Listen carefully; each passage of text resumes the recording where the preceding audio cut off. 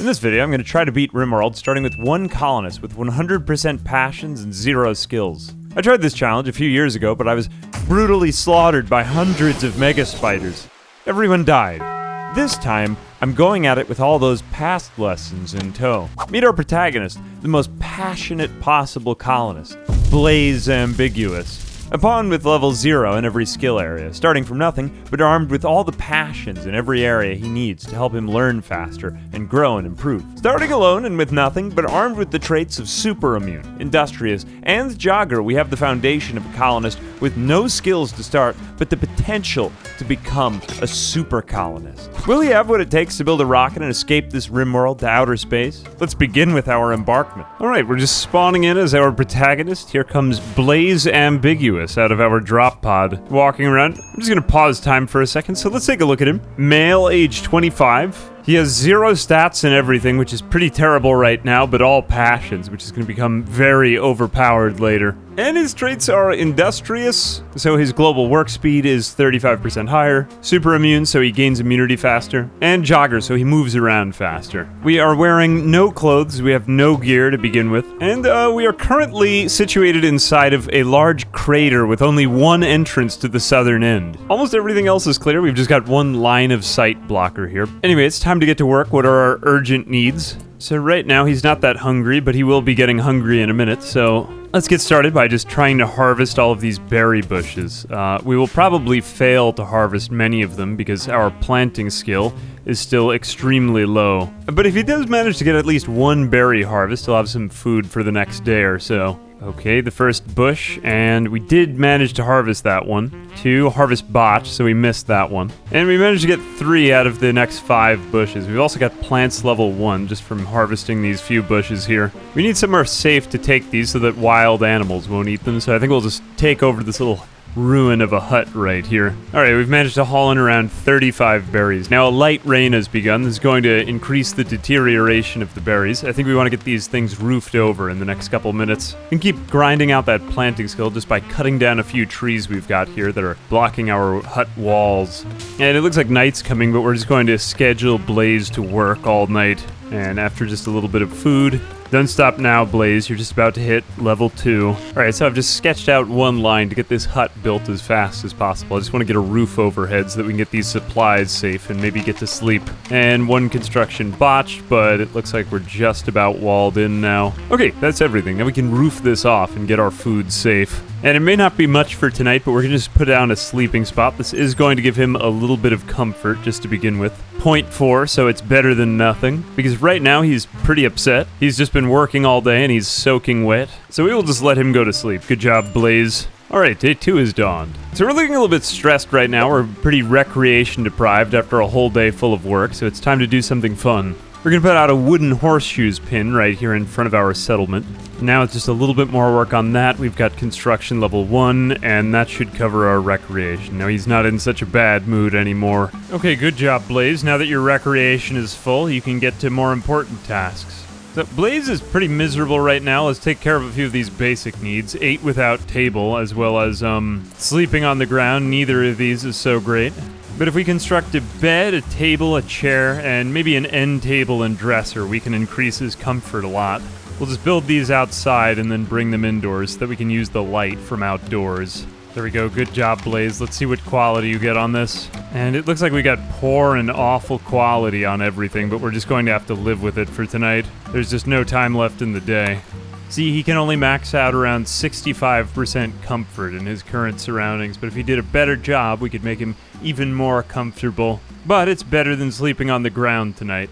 Alright, dawn is rising on day 3. I think before we do anything else, we should probably get in a small growing zone just for some rice so that we don't run out of food unexpectedly. Alright, nearing the end of the day, we're still not particularly good at planting yet, but we're finally just getting those rice crops into the ground. It slowed us down, but we're going to start to move a lot faster as we go here. Alright, day 3 comes to a close and we've finally reached plants level 3. Alright, as day 4 is dawning, I've noticed there's a warg wandering right nearby, so if anything comes and attacks Blaze, I'm going to get a spike trap ready right here. Let's just get the wood for it. And it looks like I've spoken too soon because a local hare has just gone mad, so this is our first encounter in melee combat. And although we don't have a weapon, it is a pretty easy combat, so we just hit, wow, melee level 2 already. And as this fight goes on, we should be able to win this. Come on, Blaze, you can beat a hare. It's just a single hair. Oh, look at him just getting bitten and scratched up. Okay, he did beat it. Alright, that was easy mode, but you did get a confirmed hair kill, so good job. Let's have you heal up and maybe get some medical experience. Alright, fortunately he is able to self-tend, and they won't be very good self-tends, but self-tends they will be nonetheless. Alright, Blaze has patched up all of the hair bites. Well, before we have you do anything else, let's just build that spike trap in case if we get ambushed by anything stronger tonight. Alright, and it looks like we've just got that first spike trap up. That's huge. Now we're going to be defended in our room, and if anything goes wrong, so we can recover here in safety. Phase 1 of our journey's ended. The foundation of Pavlov's hierarchy of needs has been established.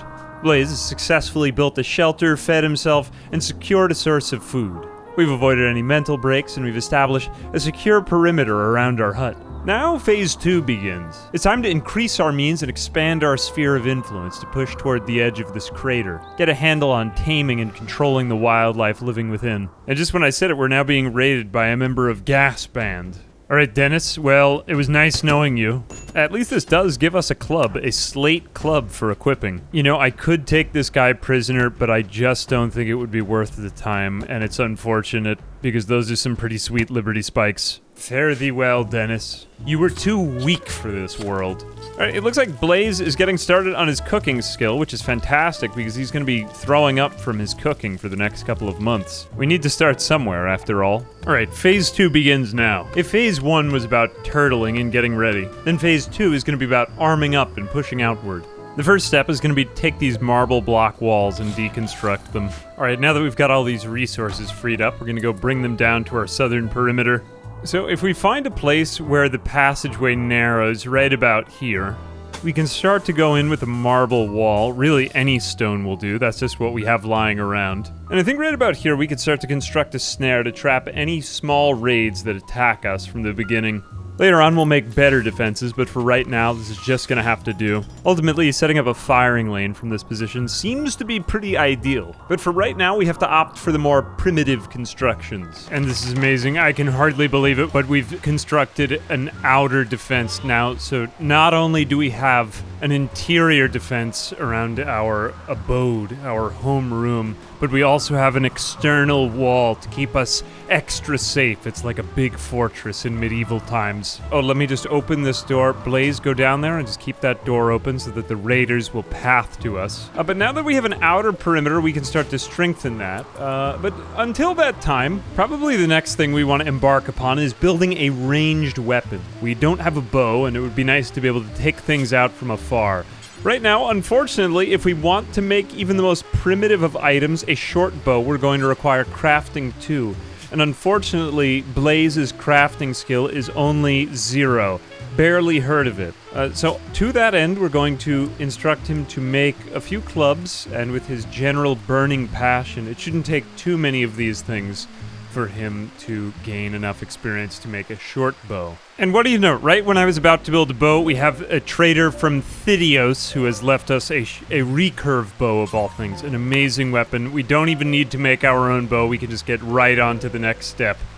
Which, fortunately to that end, there is a peaceful alpaca sleeping right here that we can hunt. And now with all that, we're just about ready for another raid from Gas Band, but oh wait, our outer wall is compromised for a moment. But that's totally fine. I've been gaining so much experience in hunting and shooting that I'm now ready to take on the raider, but I will need to remain behind my other traps once again. And let's just stand right here and wait for him to come up. And after only one spike trap, this man was so weak that he fell to only one. We can merely strip him of his garments right here. And what is he wearing? This is Lenka, the infantry of Gas Band. A whole pair of cloth clothing for me. It's not in very good condition, but whatever. This colonist is quite bad. We won't take her. Never mind. Just sit there and feel the pain of death set in. And at last we can create Blaze's light leather tribal wear. So now, after a long string of very primitive and scuffed events, we can clothe ourselves. Let's just get out of this state of nudity.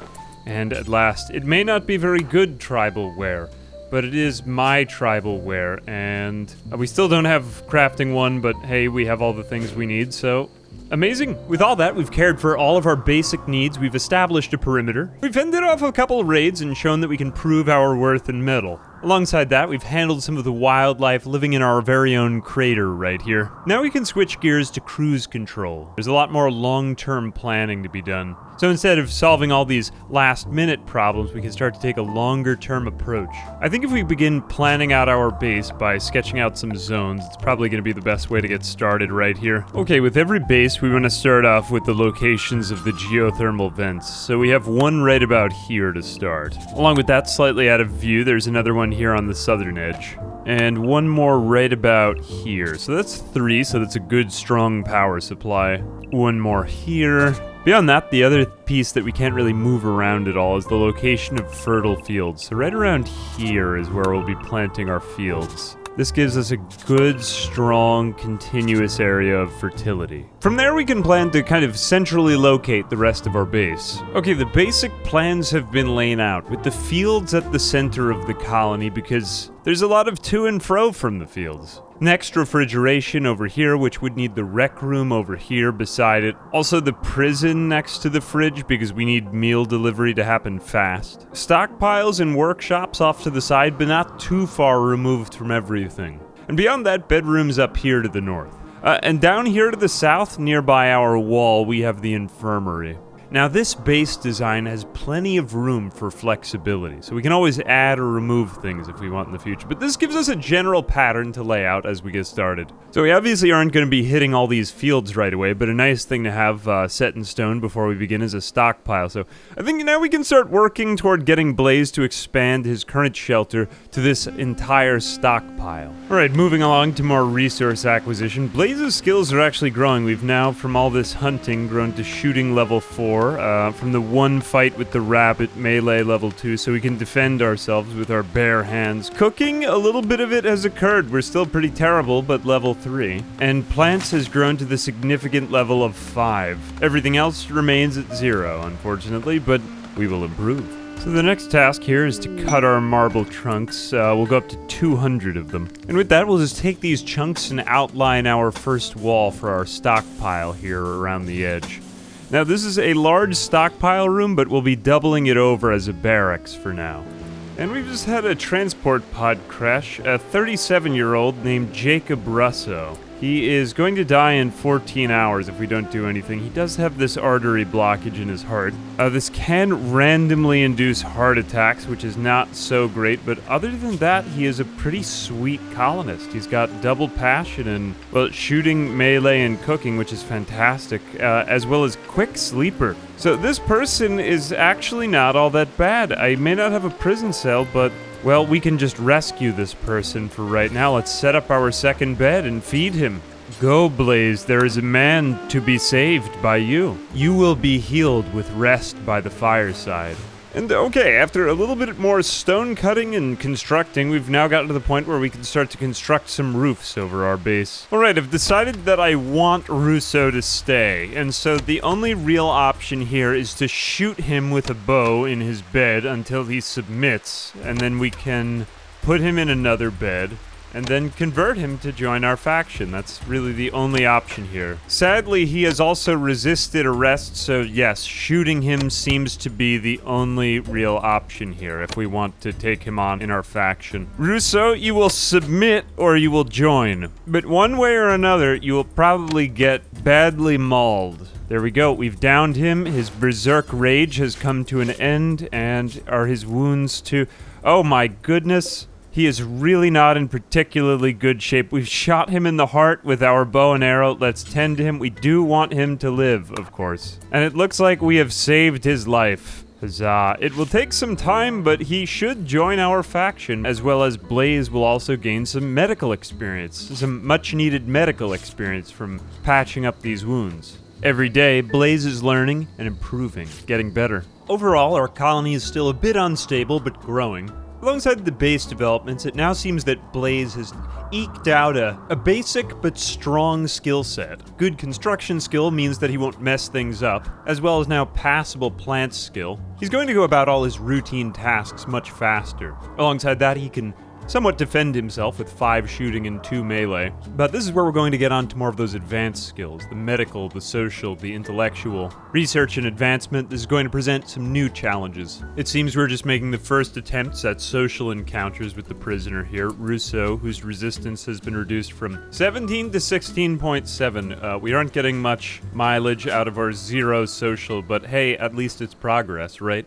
And we're being raided once again by Gasband, but it's nothing that our spike trap shouldn't take out, or at least slow down by quite a lot. Okay, Blaze, you can just finish off this raider with your bow. How is he? This raider is not really that good. I don't think we'll try to convert, but we can get some extra gear off of them. So we will just strip Skullkef, who has lizard skin pants. And all of this gear is in pretty poor condition, so maybe it'll be useful for something, but not right now.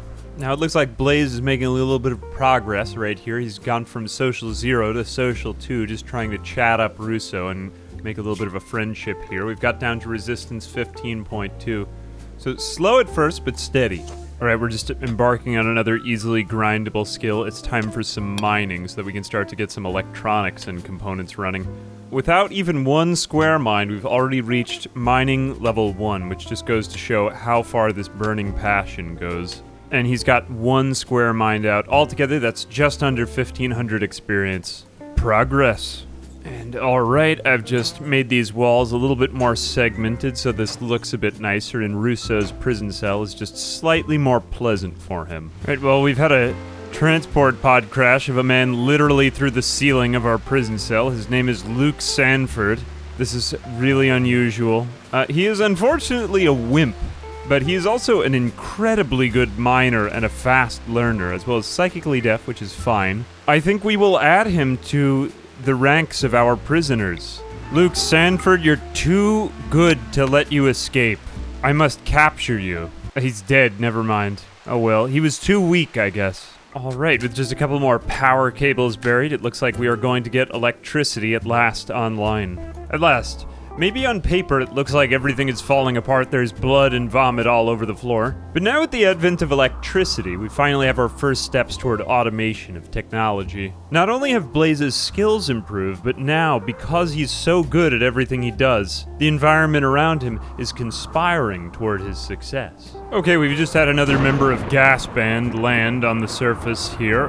He's not very good though, so we're just going to take his parka and that's about it. Okay, with all that, we've begun work on a research bench. Well, after a lot of work, we have now reached the fantastically amazing step of researching batteries. So let's take a look at Blaze's intellectual ability. He's gotten to all of his abilities except for, well, a little bit of crafting as well as animals, which isn't really all that important, as well as artistic. But intellectual is one of those skills that can just be ground almost constantly. It's the grind set, bro. Studying. We have reached level 1. Amazing. Now, to get to level 1, we have only 3 points of research on batteries, so it's pretty slow to start, but it will accelerate. We're now being raided by a man with an auto pistol. This is a more advanced raid.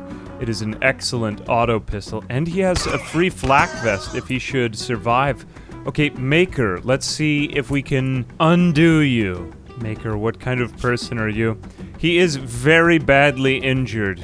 We should probably take the fight to him. I will meet him outside.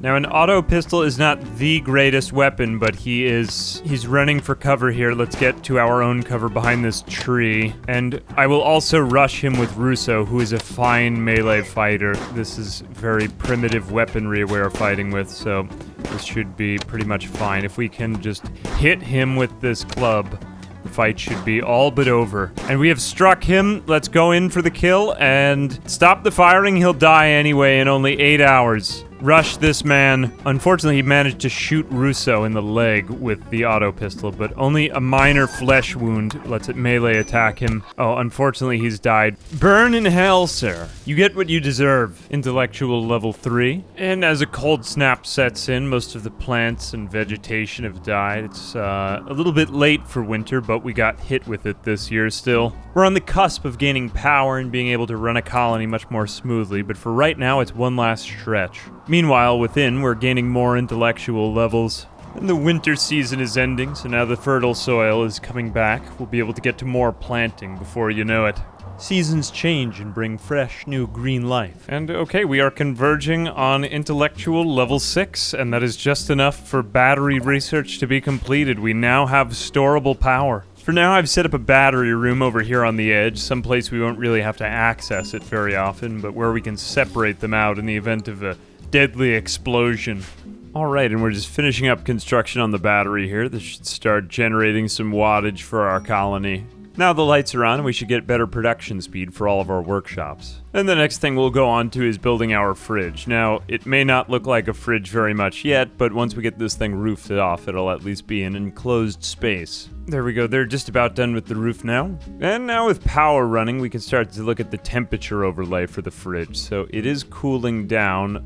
We don't have much of a buffer here, but in a few moments, it should start to drop in our fridge area. And okay, it is taking a little while because it's such a large space, but now you can see that the temperature inside, 48 Fahrenheit, is 5 degrees cooler than outside, and it's starting to separate off from the rooms around it. Now with light and power, we can start to store food in here in our fridge and warm up in our living space over here. So speaking of separating out spaces, the next big win for our colonists is going to be a rec room. So I've planned out a small area right here with lots of entrances for coming and going that will have marble walls and look really nice. Okay, and once again, we're just finishing off roofing this place up. And it may not look very good, but it's a start for a rec room, and we've got some wall lights up over here too, so that should light them up on the inside. It looks like the temperature in our fridge isn't quite freezing yet, but we are coming down now to around refrigeration levels, which will keep the food from spoiling for a good bit more time. Now, along with the rec room over there, the next thing that's probably important is getting a separate research space. Up until now, we've been researching just in our sort of stockpile zone, which is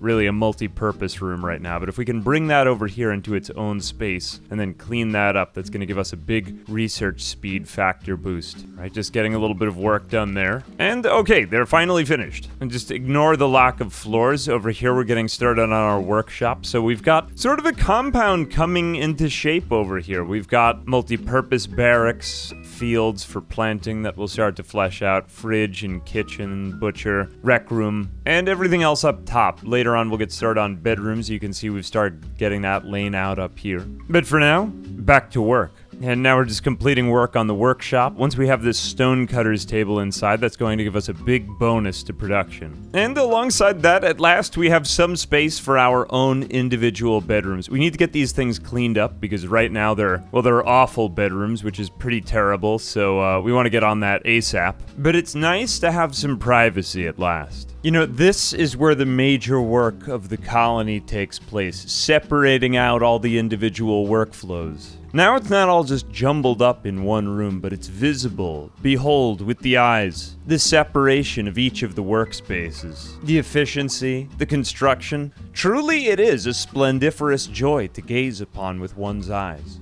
Alright, and with all that, that gives us 70% research speed, which is still just heating up, but now we've hit intellectual. Well, we're just about reaching level 10. There we go, Blaze. Yes, level 10 in intellectual. We're just speeding up now in our research. Speaking of speeding up, we're going to start paving some concrete paths. This is always a nice, satisfying step. With all that handled, now we won't be walking at 87%, but 100 speed over these paths. And once that's done, circulation throughout the colony should improve quite drastically.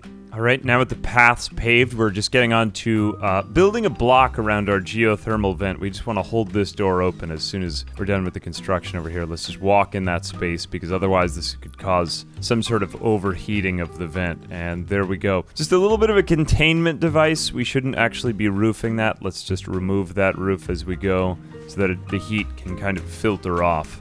And there we go. This is actually quite unexpected. We've had a pretty decent colonist just crash land here. I'm just going to pause time.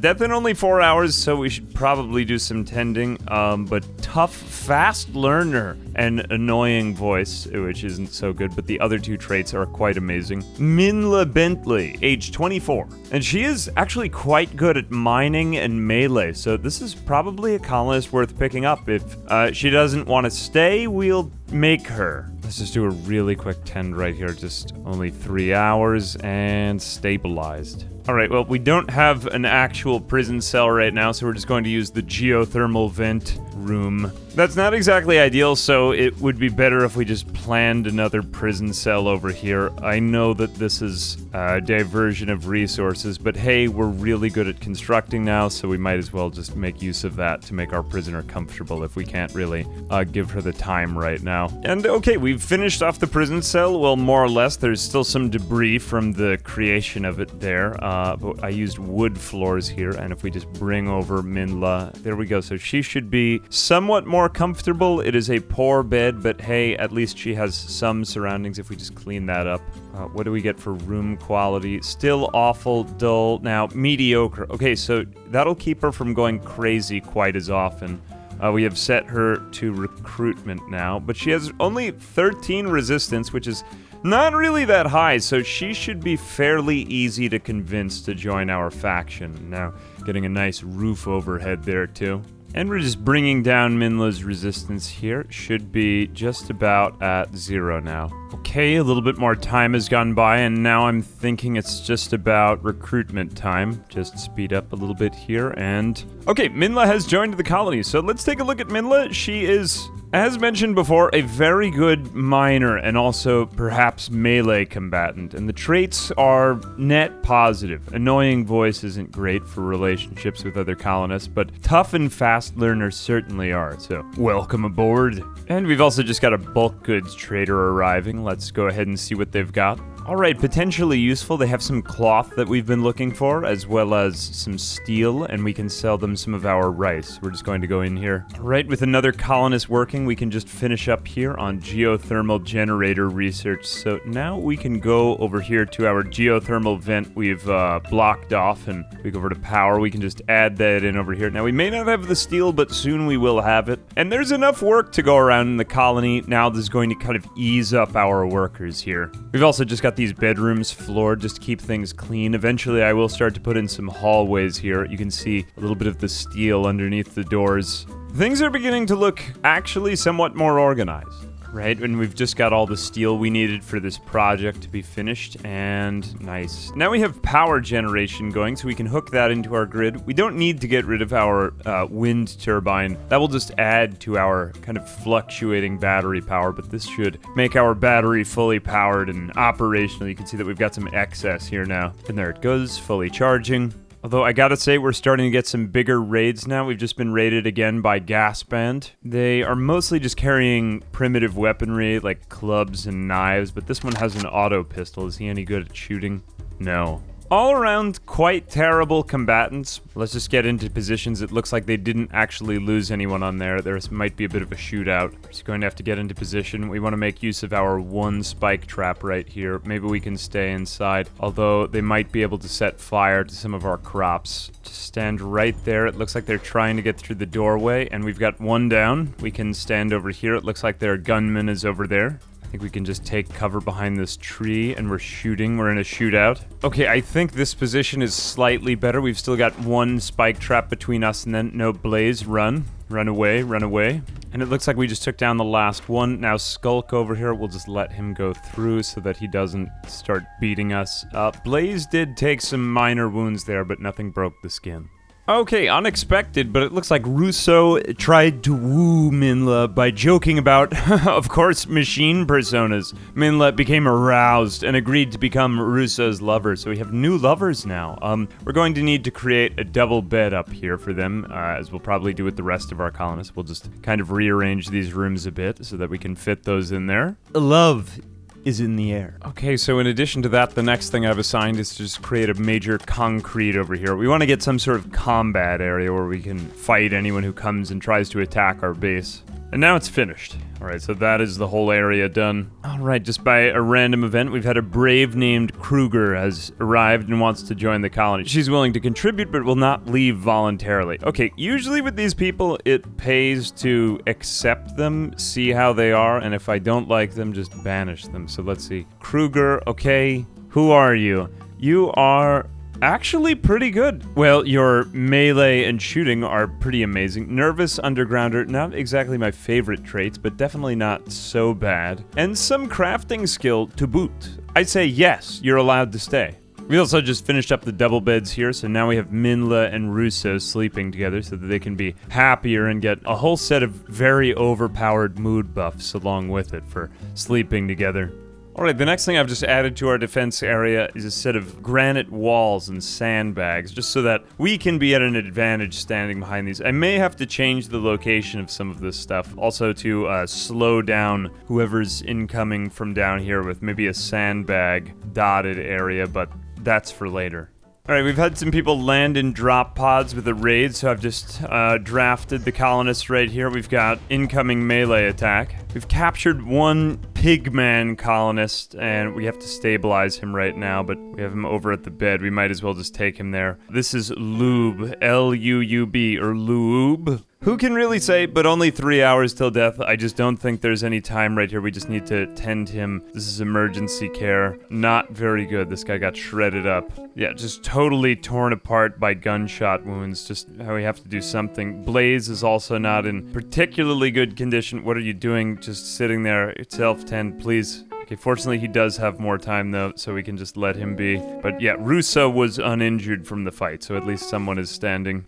And this is looking like a close one. I think we have him just barely stabilized right here. Yeah, we keep staying at 2 hours as long as Russo remains in his right mind without going crazy. Okay, and 4 hours. Good, he's stabilized. We will attempt to recruit him because he's a very, very good colonist. Despite the fact that he's greedy, he is going to be our main planter, as well as some construction ability, as well as fantastic medical skill. And it looks like Blaze is going on a sad wander, but he did manage to patch up his own wounds, so we are safe for now. Now, we did get a minor infection in Blaze's right leg, but I just want to show this. We've done a little bit of tending. It was a decent tend, maybe not the greatest, but because of his super immunity, look at how rapidly he is gaining immunity to his infection. So we really don't need to get too worried here. We could do a little bit of tending, but I think he's going to recover just fine anyway. Okay, so that was quite a lot of raider bodies, so I've piled them all up down here, but I've started to plan out an area for a crematorium, just where it's not going to be in our colonists' way anymore. We don't want them looking at all of these corpses and just getting upset at seeing them every day. We'll bring in the animals too, but that's the plan for now. So the next thing you might notice is we've got some smoke leaf going here. We have 52 of it here in storage and another 75 over here. We finally just got our first major harvest, and now we're making some more smoke leaf joints over here. Now, I'm going to keep it over here in storage in our rec room. It may not be a very good rec room. It may just have dirt floors and, well, look quite horrible, but it'll start to look better sooner or later. We are going to be keeping only smoke leaf there, as well as assigning some policies here for social use. Let's go ahead and we'll make our policy, maybe this will work. Eventually we will use more substances, but every 2 days, only if mood is below 30%. Now, using smoke leaves, or smoke leaf joints, makes your colonists move more slowly, and it lowers their state of consciousness, but it does ease them, so it's really not the first line of defense, but it is a pretty easy one to produce. So that is what we have for right now, and it looks like Kruger is just bringing those in. And look, we've got 4 emergency smoke leaf joints. This is perfect. Now, along with that, we've been doing a lot of throwing up, so it's time to stop getting food poisoning. We've just got 79.97 and one more meal to produce before Russo reaches cooking level 8. Can you believe it? Level 8. Now we just have to focus on keeping the kitchen clean, and we won't get any more food poisoning anymore. So that is quite a nice thing to have. That won't slow our colonists down, and just generally everyone will work a lot more efficiently.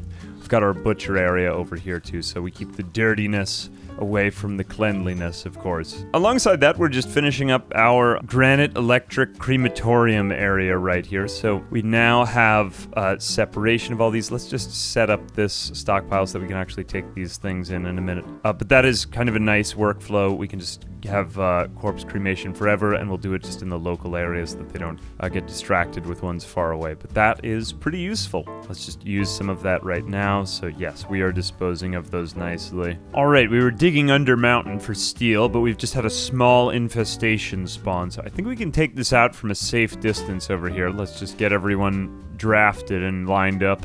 Looks like we've attracted the mega spider's attention. He's just standing over there. If we could take these things on one at a time. All right, here we go. Now we've just lined up outside a bunch of rocks, and okay, we've hit it with a pump shotgun. It's running back to its lair. We've got it between us, and we did hit it before it even touched us, so jolly good. Right, now we've just got one spellipede left. Let's all just line up, maybe get a little bit further off. That's a little close. Now, this is much weaker than the mega spider, so not really any worry here, and it's dead. Yet another victory for the forces of the Passion Colony. We've named our colony Heat, after not only the geothermal heat that we are extracting, nor the heaters themselves, but mainly for the passionate heat with which we conduct our everyday lives. And love is in the air at last. Now, Minla and Russo have decided to get married. I unfortunately did not remember in time to build a marriage spot, so I just put one over here for maybe the next marriage, but whatever. I suppose that a marriage out in the rain is perfectly good. All right, now they are married, and colonists are celebrating the occasion in the ashen heap of the dirt, but that will give them a significant mood buff. Got married to Minla, so 30 days of plus 40 mood buff. This is a really great time for the colony to get some solid work done. And lo and behold, unexpected, but Minla is now, where we go, health, pregnant, first trimester. Marriage results in coitus, which results in new people. So here we go. Amazing. Russo is the father, and now we've got a newborn colonist on the way. And not only that colonist, we're going to need more to take care of the babe, which Lube is now down to 1.0 resistance, so we'll be recruiting Lube shortly. Okay, and it looks like Minla's just getting the last of the prisoner resistance down there. We're now at 0, and if we just speed up time a little bit, Minla should recruit Lube. Okay, here we go. So now we have a new planter as well as doctor for our colony. He may be greedy, but we can address that by giving him a very nice bedroom, and he will probably sleep up here, but we just need to clean this up a bit. Wow, after all of that hard work now, 5 colonists. Can you believe it? No longer will we live in the awkward days of one colonist wearing 5 hats, doing so many jobs, but now with 5 colonists and one more new one on the way that we can shape and change, mold in our image. And along with the segmentation of all the different workshops, all the various fixtures and places to go, it's looking like we have passed through those awkward phases, the growing phases of the early game. Although, you know, we still do have dirt floors, vomit and blood on the floor. Maybe that's the next couple of things to assess, but for right now, things are looking pretty good. And everything I would just say is going quite swimmingly right now. All right, a little bit more planning has transpired, and I think we can start to get a bit of a slowdown in the way of our causeway right here, where we have a moment to line up. I've just planned out some dotted sandbags so that any raiders will be slowed down trying to hop over each individual sandbag toward our base. Now, along with all those new defensive traps, you can just ignore all of the blood. Many of the wild animals seem to keep running into these, so it's a mess to clean up. But hey, at least that's free meat. I have now separated out an infirmary in this room. Now, it's not a very good infirmary at all in any way, but it's at least separated from the rest of our base, as well as being close to the front where colonists are most likely to get injured. So in the event of someone getting badly wounded, we can just quickly bring them into this room. Of course, it will need some sterilization. All right, the next task has been to heat up our research room. As you may know, research takes a bit of a debuff if it's too cold or if it's dirty in the room. So right now we're at only 68% speed. Now, the base value is 75% for one of these wood tables, although It can get slowed down if you're outdoors. We are indoors, so we get 100% of that value. Room cleanliness is not perfect, but we do get a reading bonus because of, I suppose, light. Although right now we could be researching quite a bit faster, so we'll work on that next. I've also started to double wall this whole area just so that we can keep in more temperature, because as it's shown up, this area, despite the fact that we are in the middle of the world around the equator, it's just been very cold in this colony, so I've been trying to keep everything warm. You wouldn't expect it because we are front and center in the world right here. I guess we could be slightly further south, so there may be slight seasonal change, yeah. Although this is just a very cold planet that we're living on. I mean, we're in December right now and it's 46 Fahrenheit out. Even in the summer, it was still quite cold for much of the time. You can kind of see some of the temperature starting to take shape. So here we've got our stockpile room. That is somewhat warm. We'll want to work on our research room next. Our fridge is good and cold, but we want to warm up rooms like the infirmary and perhaps the bedrooms. Those are also very important. And we've just got the fires spreading now. We've had a psychic ship land, despite the fact that these mechs are on fire. They are indeed fireproof. This is going to be annoying.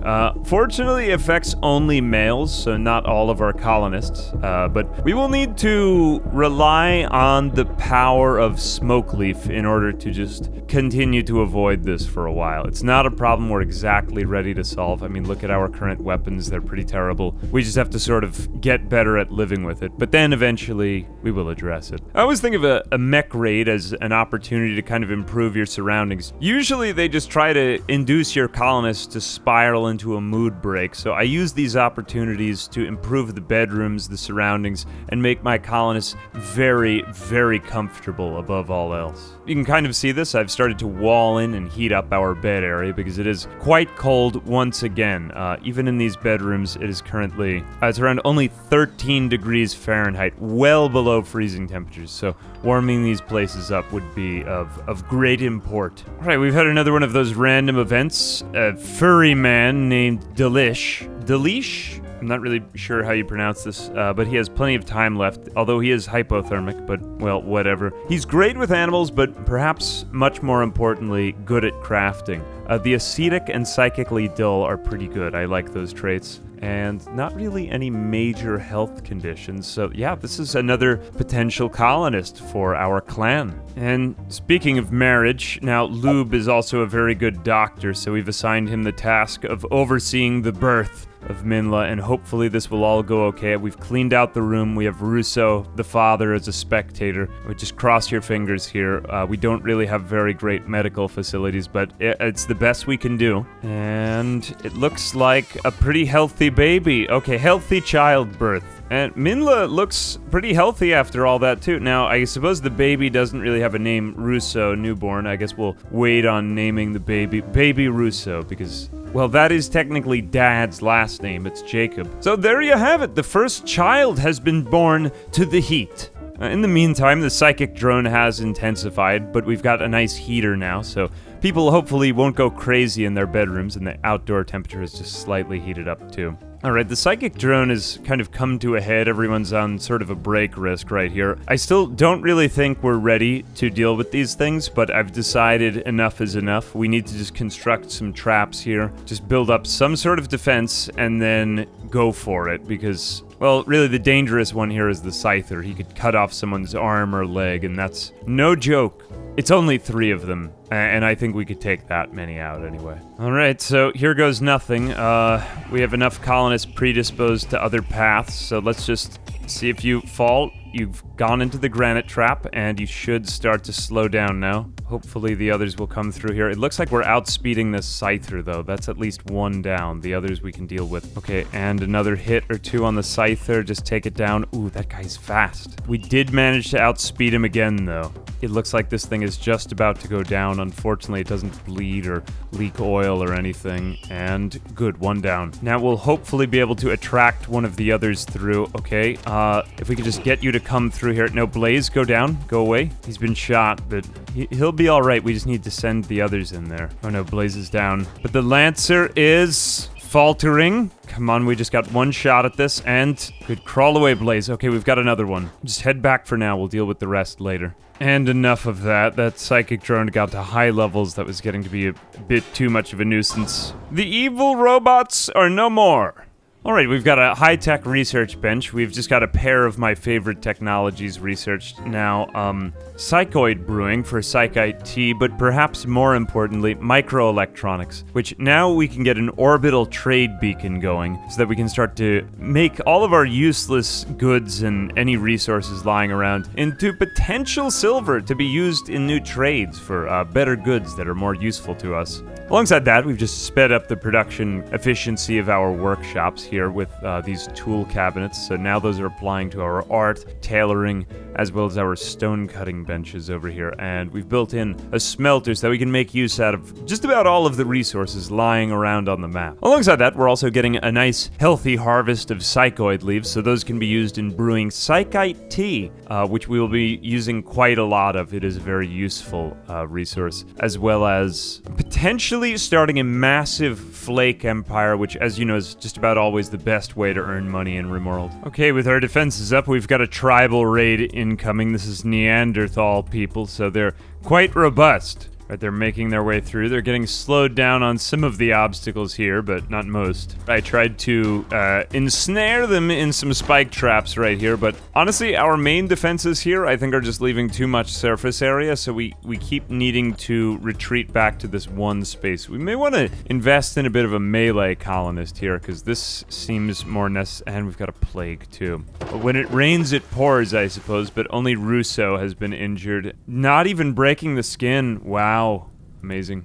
And a little bit of healing up has occurred. We've also got machining researched, so now we can start to get at our machining table for more advanced crafting and fabrication. Perhaps more importantly here, now with Russo as our melee fighter, we have crafted an excellent uranium mace, which has actually been given a title, Russo's Sidekick. Engraving of this weapon resembles Jacob Russo marrying Minla Russo in a dignified ceremony. So wow, like a custom design on his preferred weapon. This is incredible. This is a fantastic weapon for dealing with mechanoids later on because it just has great armor piercing, and it is one of my favorite weapons in the game, a uranium mace. Indeed, wonderment is had by the mace. In the meantime, we've also got Delicious's, I guess that's how we'll say this person's name, Delish, I guess. Female, age 15, a fur person from Sheyash Yoish Fur, an Idikin with whom we've familiarized ourselves. And look,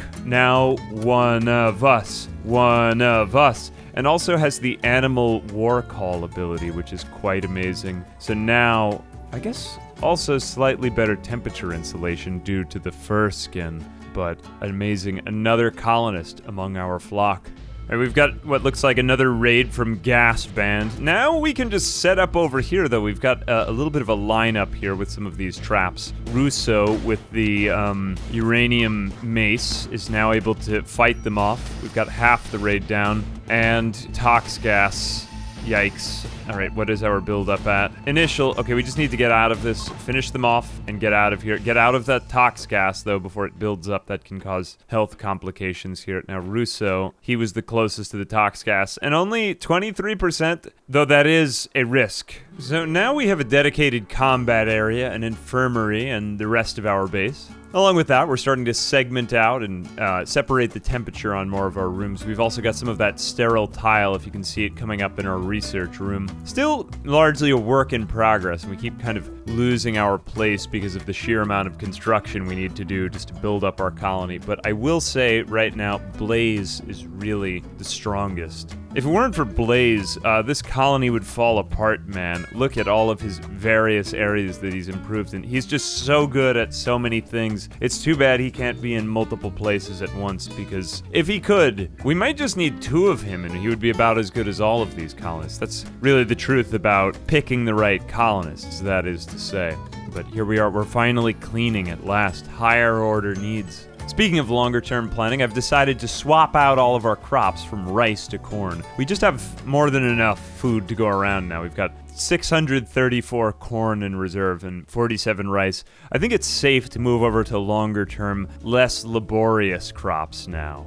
That will save us some time and allow us to start spending more on tasks like crafting and higher-order needs. Alongside that, that's also giving us more time for beer brewing. We now have hops over here. This is another area of research, but if we look over here in our rec room, we now have some good old psychite tea going. The assignment on this is perhaps a bit easier than we were on smoke leaf. So every day, if mood is below only 40%, I've instructed the use of this. And psychite tea is actually quite good. It doesn't slow them down. See, sleep fall rate times 80% and pain times 90%. So we don't really get that same debuff that we did from smoke leaf joints, which is why I think that is a fantastic recreational policy for them. Yayo and flake are kind of a risk. Ambrosia is just not common enough, and beer, when we get it, is fine. Speaking of which, with the sterile floor coming in, and this is actually speeding up our research now to 99% in this room, just a little bit more to go. We are just finishing up on our beer brewing research, and amazing, now we can start to brew our very own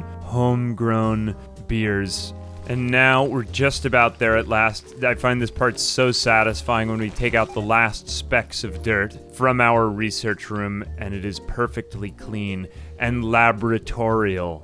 All right, we've just had a growth moment. Pex, who is Russo's child, we've now given him this name. I'm not quite sure how he got this name. It was automatically generated, but somehow it fits. Like, he's destined to be a strong, Achilles-like warrior. Now, age 3, we have quite horrible weather out right now, but Pex has become a child, so this is a growth moment. Old enough now to do the following work: basic, so like switch flicking, etc., hauling and cleaning. I don't believe we actually have any learning that takes place at this point, but now we have our learning meter, so he will do some sort of imaginative child's play, like sky dreaming, radio talking, floor drawing, nature running, childish stuff, that is to say. And in that time, he will select from more traits as he grows older, so more opportunities at learning on the right path toward maturity. And if he doesn't learn, he'll grow up to be dumb as a box of rocks. But we wouldn't want that to happen now, would we? Right, enough cold weather and toxic sludge clouds have led me to pursue greater insulation from the outer world. It's nice that colonists can get some outdoor time, but I also want them to be protected from deadly radiation from fallout. So I've gone and made an airlock and a double wall here for our storage room, and I'll probably move more in this direction. As mentioned, this part of the world seems to just be a whole lot colder than I'd originally anticipated. Right, mostly just a lot more efficiency and layout here. So I've noticed that colonists tend to take diagonal paths or straight paths from around here to here. So I've started to carve out all of these paths. I want my colonists to be moving quickly. I don't want mood breaks. And now we come to assignments, which now that we're about to be getting beer brewing going. So I have some of these barrels fermenting beer in them, or wort right now for the moment, but it will become delicious beer for our colonists. The temperature is insulated therein, and then it will be placed on this shelf in the room of fun, the rec room, that is, which unfortunately still just has dirt floors, but, well, I mean, there's plenty of smoke leaf and psychite in there. That being said, we now have a new assignment for our beer. Amazing. So every day, if mood below 40%. I've also swapped out psychite tea to every 2 days, just so they don't have it quite as often. I don't want any of them to get any kind of abuse issues there. And, 35% mood. That way they stay far from mood breaks, and they remain happy and, generally speaking, productive citizens. Okay, as you can see, we are in progress right here, and we've finally got some of our beer fermented, so that's fantastic. We've also got a little bit of learning taking place, so lots more going on within the rec room itself. And if we just look at the growth tier right here, so we are now at learning 94%, 95%, and rising. And every day on short intervals, here we go, growth tier 0. So once he hits a higher growth tier, he'll have more traits to choose from as we go. So Pex is learning from the adults. We've also now researched hydroponics. We come to that elusive phase of a Rimworld playthrough where we have tamed nature. And now stands before us a choice. We could either keep living at the mercy of the fickle on and off of the seasons, or we could take what we know of science and engineering and put that toward maybe some sort of greenhouse. Leverage our use of hydroponics. Maybe we'll build it probably down here around the southern part of the colony. We don't seem to be doing anything with this part. Maybe we could drain this area out. I'm just kind of canvassing for ideas. We aren't doing much over there, and this seems to be the central area for our colony. Now this is the plan. We're going to take a lot of marble that we've got lying around now, and we're going to place a sun lamp in the middle of the floor right on its... Well, I could trace it out right here, but this is about the footprint of our greenhouse area. And what we will create here will be an insulated growth area for plants that will be independent of temperature and season. So if we look outside, it is blue out. It is extremely cold. We want to warm that up inside for the year-round raising of plants. We don't want to depend anymore on seasons. Seasonal independence for our growth. Not to mention, in these hydroponics basins we'll be laying out, we will also get a fantastic bonus to growth speed. We'll just kind of lay these out and then build them one by one as we go. Just when you least expect it, we're being raided by, furries. Okay, it's time to gather everyone up. This looks like an impromptu firefight. Fortunately, they're separated. We just have to get Pex, the child, to safety. There we go. Okay, we've got him to safety, and now we can start taking them out. There's a lot of these guys around here. I think we can just get into a group. Okay, we've got out the chain shotguns and just about everything else we need. That is actually quite a lot of bloodshed. All right, well, furry raids are no laughing matter, although when you look at it, Russo has needed a heart for a while. The artery blockage that he's got going on is now at 38%, so we're at only 57% heart efficiency. Not so great, so I'm thinking we can harvest one of these for, not the liver with cirrhosis, but we could probably get a heart off of one of these, so we're going to go in for a heart. All right, Lube is our greatest doctor, so let's see if we can just get a clean heart out of this one, and if we do, then that adds a lot more time to Russo's life. Russo is pretty important. Okay, there we go, we did get the heart. All right, a couple more tasks I'm planning on handling now that we've got that heart back on and our colonists are doing better. I'm going to put out some gun turrets here in the central planting area. One here along the edges, just that we have some form of defense if somebody drop pods in on us, just like that again.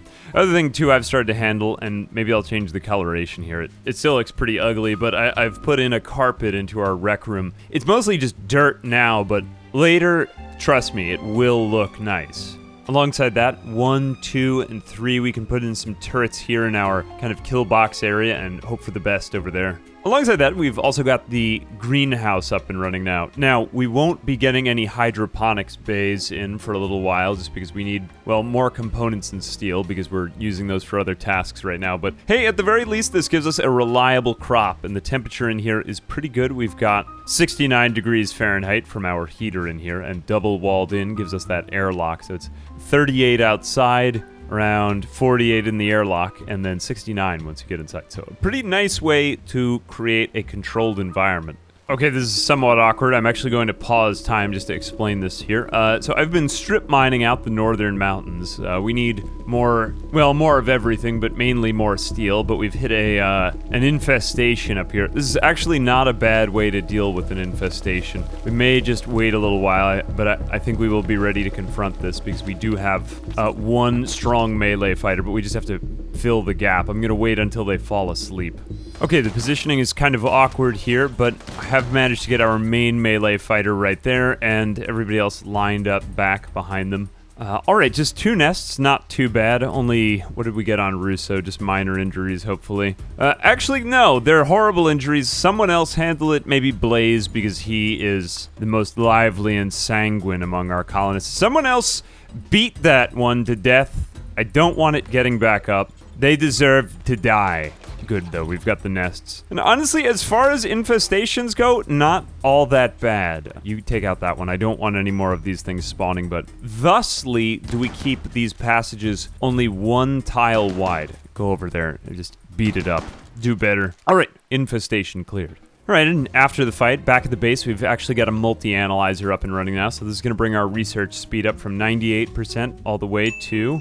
108%. So the multi-analyzer allows new research as well as enhances our research speed, which I suppose we could bring it up even more if we clear this out. But hey, well, actually, there is quite a lot of dirt right now, but just you wait. Once we get that dirt off the floor, that will enhance the research speed yet even more. And oh my goodness, the colony is really picking up now. We've got a lot of stuff going on. As you can probably tell, Russo is wearing a flak jacket right now, so I would like to produce more of this type of armor. It's pretty good until we get to any type of, like, cataphract or recon armor, which, generally speaking, just skipping straight to cataphract from flak is pretty good, at least for me. I find that the cataphract is just so good, you don't want to pass it up, but flak it's not too many resources and it's still worth it. So I'm thinking now we'll go in at our machining table and we'll start to make some flak helmets, vests, jackets, and pants. Of course, we aren't really that great at crafting, so this is going to take a little while, but hey, our tool cabinet is speeding it up to 112% work speed, so that's nice to have that stuff getting made so we're ready for future combats. Other thing is, we've got another psychic drone. This time it's only a female psychic drone, and I don't actually believe we have as many female colonists. Yeah, I think it's just Kruger and Minla. So the males do outnumber the females in this colony by quite a bit. We've got a 2 to 5 ratio. So we may be able to live with this for a little bit longer, just kind of assuaging their needs as we go, because this one does look, well, honestly, quite a lot more fearsome than the last one. We have multiple scythers, 3, as well as pikemen and a lancer, so, you know, we're just going to have to live with it for a while. I mean, in the meantime, it's not so bad. Our hospital's quality has improved a lot. We've got sterile flooring, we have actual hospital beds in there, and even more micromanagey workflows, like we now have a place for our pants in the prison cell. We have beer brewing going on in our fridge, and our rec room, although it looks objectively horrendous, we are getting a rating of slightly impressive on it, so at least to our colonists' eyes, this is better. Alright, now we've got some of the flak armor creation occurring. Amazing Kruger is the crafter, and that is perfect. Alright, we've had a raid from another Impid faction, mostly just tribals, but we did locate one prisoner who is somewhat useful, Ketskovich. This is, well, we can switch to recruit. Ooh, only 6 resistance, which is amazing because this colonist is incredible. Undergrounder, trigger happy, and body modder. Now, body modder, I feel, is an easier trait to work with than body purist, simply because over time, one's colonists become modified, not really their biological starting selves. People get bionic legs, bionic arms, etc. So, probably better than the other way around, to be honest with you. As well as construction, mining, and cooking, all around amazing. As well as, I wish that these passions worked better, but, you know, the Impid debuff is not really helping us there. Artistic is fine, but generally a good colonist, and also fire spew ability to boot. Okay, we've had another transport pod crash. This one's named John. He is technically not considered a prisoner, so let's just see if he comes of his own will and then go from there, although we do have a fully functional hospital now, and let's check him out. So is he... 5 more hours left till death, so he's pretty much fine. Ooh... Fast walker and ascetic. I mean, mainly fast walker, just that he can get around and haul. As well as, these are useful. Melee is now becoming more and more handy as we go in our playthrough, as well as construction, and the mining is amazing. That's a very grindable skill, but exactly what you would expect of a farm boy. John, welcome to the colony. And if he doesn't decide to join, we will just imprison him until he submits. I'd honestly say that things are going pretty swimmingly right now. You know, there is a lot of blood on the floor, and, well, the rec room, it doesn't really look very good at all, but, you know, we have enough emergency backup measures now. We have our gun turrets, we have our slightly nicer living quarters. The only things we're really missing are those kind of fancy living bits, the copious carpets all over. There is still a bunch of crap on the ground. There's dirt. We need to bring order and right angles to all the intractable tendrils of nature, but we're getting there, one thing at a time, one foot in front of the other, and before you know it, we'll be living in a city, a glitter world city. Okay, we got lucky here. John has decided to join, so we didn't even have to imprison and gaslight him. But here he goes. John, age 37, Medcalf. So does he have a bedroom now? I guess we can go in with another bedroom because it's starting to get quite crowded in here.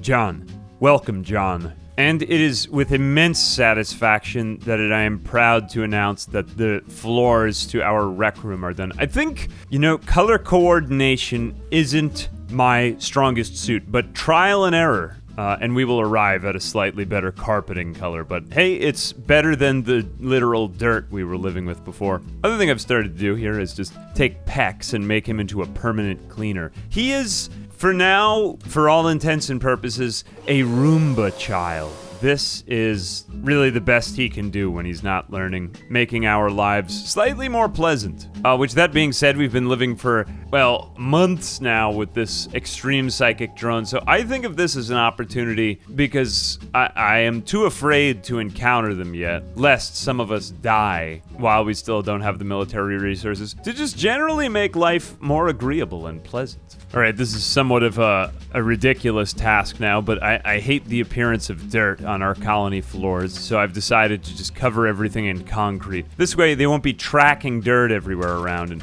wasting Pex's time to clean the floors. At last, it's all just about done, and it looks much more, dare I say it, industrial. Along with that, I'm very proud to announce we've just recruited Ketskovich to our faction, so now no longer a prisoner, but a worker, and a construction worker, a miner, and a cook at that, which is quite a useful set of skills. Multifaceted here as we go along on our journey into the mid-game now. You can also notice up top a lot of our colonists starting to replace all of their headwear with flak helmets along with parkas, so they're insulated from the cold, but protected on the head. Okay, we've got a new raid type. We have some mechs coming in. These are mining mechs, so we have termites, although that has kind of stifled the way that they come in. We just have to get into positions here. I think we have the weaponry needed, but we probably have to stand back more. Alright, we're getting into position behind the wall. We're just going to let the turrets start to handle this one. We'll also go ahead and call this Mega Sloth by releasing the Animal War Call to summon it to fight as a familiar for our cause. Alright, it looks like they're mostly through. They're just breaking in, but if we just get the EMP grenades in place and... Alright, we're firing. It's a risk, but, we kind of have to take it right here. We just have to go slow. And... Right, John probably needs to retreat. We just have to lure the rest of them in. There we go, one at a time. That's it. Stun them all. Prevent them from shooting us. And, right, we're just about wrapped up here with the mechs. Alright, we're kind of taking a beating. I'm getting colonists losing hands, losing feet, losing legs. We're going to start to move back toward the offensive, so... Russo's artery blockage is now major. I haven't really trusted the doctor up till this point, but who's our best colonist? We've got Blaze at 9, which is actually pretty good. I think he has a good chance at installing this heart, especially at such a nice hospital. We've also got vitals monitors now. Just cross your fingers he doesn't botch the surgery. Okay, actually medical level 10 and... successful heart installation. Now we're dealing with stronger opponents though, so this might become more of a pressing concern. Organ replacement is quite important from here on in. And alright, along with all that, we have another birth here from Minla. She is in labor again, and hopefully... Okay, another baby! Just all of the same family. There's not really much telling about this baby. It is a female baby, but that's really all we know right now. The baby is suffering from the extreme psychic drone, but, well, whatever. Deal. Other thing I'm doing is just starting to handle bedrooms, so I'm putting in carpeting room by room. I think, I personally think it looks a lot better, but, well, that's for the powers that be to decide. After a lot of dealing with psychic drones, I'm pretty much getting sick of it, so I've decided to just take a sniper to these things. We just have one of them, but I figure while we had a trader visiting, this would be a good opportunity, so I'm just trying to deke them out here. I figured Blaze would be good at this with 14 shooting, but it's still just taking him a really long time to hit one.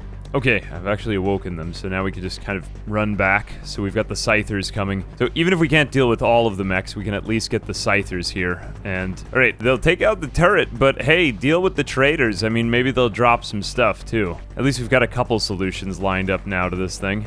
Oh no, okay, they are taking out our turret. There it goes, never mind. Better their problem than ours, I figure. Just let them deal with it. If we can attract the others, that's great. Alright, it looks like they got all of the Scythers here. That leaves just one Lancer and 2 pikemen left. Alright, I'm afraid of being shot. I have to retreat for now. Alright, just sort of a max range sniper fight, but that is one more psychic drone taken out. And we've got another raid. This time it's Neanderthal tribals. These guys are pretty chunky and strong, so we're going to have to watch out here. Fortunately, our slowdown traps will work against these guys, and I've got a better array of spike traps here for them to run through as they get up. But unfortunately, our firing positions here just aren't really working. There's just too much surface area for melee troops to wash upon, so we're going to have to stand here again at the entrance and, well, lean heavily on the power of one of our melee fighters, but that does seem to be working actually pretty well. Fortunately, the speed that they move through here actually gives us time to bring all of our fighters to the front line. I'm gonna see if we can at least start off like this, but yeah, we're gonna have to run back pretty quickly. Yeah, see, even this, we don't really hit them right. Okay, now we have to retreat after only one or two are through. Okay, so they have to deal with all our traps, switch places. Okay, I think you'll agree that this is far better. So that might blow up and just take a few of them out. No. All right, at least it won't hit us. Whatever, fine. Very good, very good. And even if they stand there, they're just gonna get shot. Just have to let them gang up on one of our guys. Now, this is kind of a risk for the melee fighter, but hey, I mean, we take them out fast, at least. Okay, not the best fight. Russo actually just lost his right hand. Not amazing, not very cash money. If the hand is gone, the whole arm is coming off, and yeah, this is why I don't prefer body purist colonists, or if I do get them, they have to stay out of combat. Your hand will be healed. I mean, well, it won't be healed, it'll be replaced. Your hand will be healed. Alright, at last, after a little bit of time, we get a growth moment for Pex. So now we get to choose 3 skills for passion, so we do actually have some pretty good choices here. Probably gonna go with, like, plants, construction, and mining. Might have to double check that. Kind is also quite good. That way he'll be agreeable to everyone in the colony. I think I'm gonna go with this. And he's already developed some of his other skills, shooting, melee, and social, probably just from watching other people work and learning. And at last, 4 years into our expedition, now snow is falling again and taking over the landscape. You know, we've really mastered and tamed nature now. Greenhouses, we're no longer dependent on the seasons for fields. And from the comfort of the indoors, we can just sort of enjoy the changing of the seasons without being at their mercy. On the inside, we keep mining deeper and deeper into the mountain, exposing the rich veins, the mineral deposits, all more than enough to sustain us a long time. Along with this, we're in pretty desperate need of it. We're just about done with prosthetics research. Once this is finished, we can get onto more advanced ones, a little bit further down the line. Yeah, bionic replacements, and we'll be able to create limbs better than the ones we were naturally born with. Don't mind me, just dealing with another furry raid, as it is my custom to do so. These are going to be kind of a nuisance, but mostly the tribal types are fine, except this one colonist actually seemed pretty good, so I thought I would stop here. Super immune, trigger happy, and hard worker is just a fantastic set of traits. Although psychically dull, well, psychically dull can be an advantage too. Shooting and construction, double passion. Kyle Harris, we are taking him prisoner and hopefully converting to our faction next. All the other furries lay dead on the ground. We've also improved the prison cell so that they don't go crazy and try to freak out and destroy our entire faction. It is still slightly cold in here, but hey, at least while you're cold, you can enjoy our lovely carpets. Alright, we've been engaging in some intermittent trading here at our comms console. We've got our trade beacon right here so that we can beam things up and down from outer space. Instrumental to all of this is our flake lab. So here we go. If we just take all of these psychoid leaves now, we can make these into very lucrative product on the black market. There we go, brewing taking place into wort. Of all things, who could have expected this? 100, for God's sake, that's a lot of squirrels. Okay, man the defenses, we have to take them on like the Spartans at Thermopylae. 100 mad squirrels is no joke, although it is kind of funny. See, look how slowly they come through. Look, they're just bunching. It's like watching a fluid simulation. Anyway, that's important because that gives us time to get to our defenses. But here's the look, they're stuck at the door because they can fit only in so much surface area at once. Well, for now, as long as we don't go mad defending from them, oh my goodness, this is going to be just a nightmare. He might get torn up by squirrel claws. Go, John.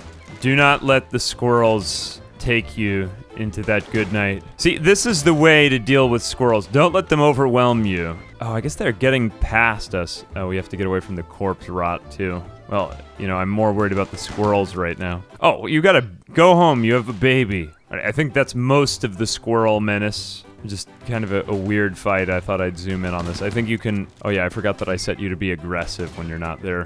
Well, go home. You've done your good deed for the day. The squirrels will menace you no longer. And okay, after a long bout of recruitment, Harris has decided to join our faction after a lot of convincing. Like I said, a pretty amazing colonist. We'll just see what he puts on for gear. What's the temperature outside? They're putting on some pretty cold weather gear. But hey, at least we've got a lot of armor now. Many of our colonists are in flak jackets. It requires a lot of components, but hey, I mean, I think we can afford it now, what with all our mountain mining. Okay, a minor note, but I have started to replace more of our doors with auto doors. There's just so much in and out of the rec room, the fridge, and... well, that's about it for now. They're kind of expensive and costly to make, but these steel auto doors are about as fast as it gets and still pretty strong. And enjoy the pleasure of not slowing down as you enter and exit the auto door itself. All right, the next problem is one I've had on my radar for a while. So Lube has had a bad back ever since turning to the ripe old age of around 45. We have negative 30% on moving and manipulation minus 10%. Not exactly ideal for a miner. So I'm thinking it would behoove us, at last, now that we have a fabrication bench, to create a bionic spine. Yes, a bionic spine, and replace the entire spine and risk very complicated injuries over around 30% moving. Fortunately, in Rimworld, this is totally fine and is a pretty easy operation, but if you mess up, you just have a big laceration on your back is all.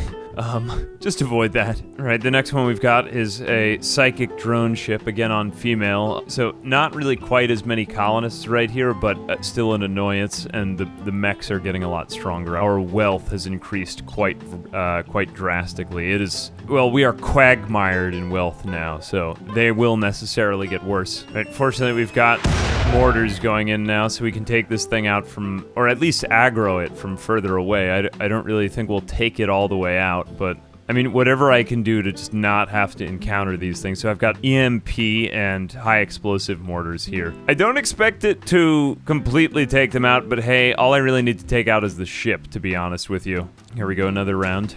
Let's see where this one lands. Okay, not really on target, but hey, it is damaging these pikemen. All right, this one is nearly dead already. All right, well, we've got decent timing on a trader here, because attracting all those mechs is honestly too much still for our colony. I really am not too good at dealing with mechs. I've got the uranium maces, I've got the EMP grenades, but it's still just, they just send a lot of them at you. So I think we'll just probably mortar the ship down, or we could lean on these traders quite heavily. Either that or I'm just gonna snipe the rest of them, but hey, at least we bit off part of it now, and that's that. All right, in the meantime, Pex continues learning whilst we deal with all of that crap. Now at 100%, so we're at growth tier 5. There's quite a lot of growth to be had here, so this is shaping into a very, very good colonist because we've taken such good care of him. Okay, at last, after a pretty long time, we've managed to get some books in our bookshelf. All right, so we have one book on tree sowing and another one, this is just a normal recreational book, I believe. But hey, it's nice to have something in our disgusting rec room to make it just look slightly better. And you gotta say, a full bookshelf, there's nothing quite like it. And we're finally getting onto that advanced fabrication research. Now this is allowing us to create that bionic spine I was talking about before, which is amazing and will allow us to move about faster once again. All right, well, we've got that bionic spine done at last, and now it's time for Blaze. Now at, I think, a pretty respectable 10 medical skill. I mean, personally, I wouldn't want somebody replacing my spine at only that level, but hey, in Rimworld, if you mess up, it's only a minor flesh wound, so... cross your fingers, because this colonist has just been very slow. I'm tired of you walking around with a bad back. Do better. And actually, success! And now, this is just with crazy levels of satisfaction I present to you. I have been trying to replace all of the doors with auto doors. It's just so satisfying to see these doors come in. And there we go at last. Now we can go in or out without being slowed down at all in our speed. Now with those new auto doors in place, no one is slowed at all. The colony is going, shall I say, swimmingly. It's like a great ballet to watch them dance to and fro from task to task, unabated by the heavy, slow doors we were from yesteryear. And we've also got a growth moment for Baby Russo.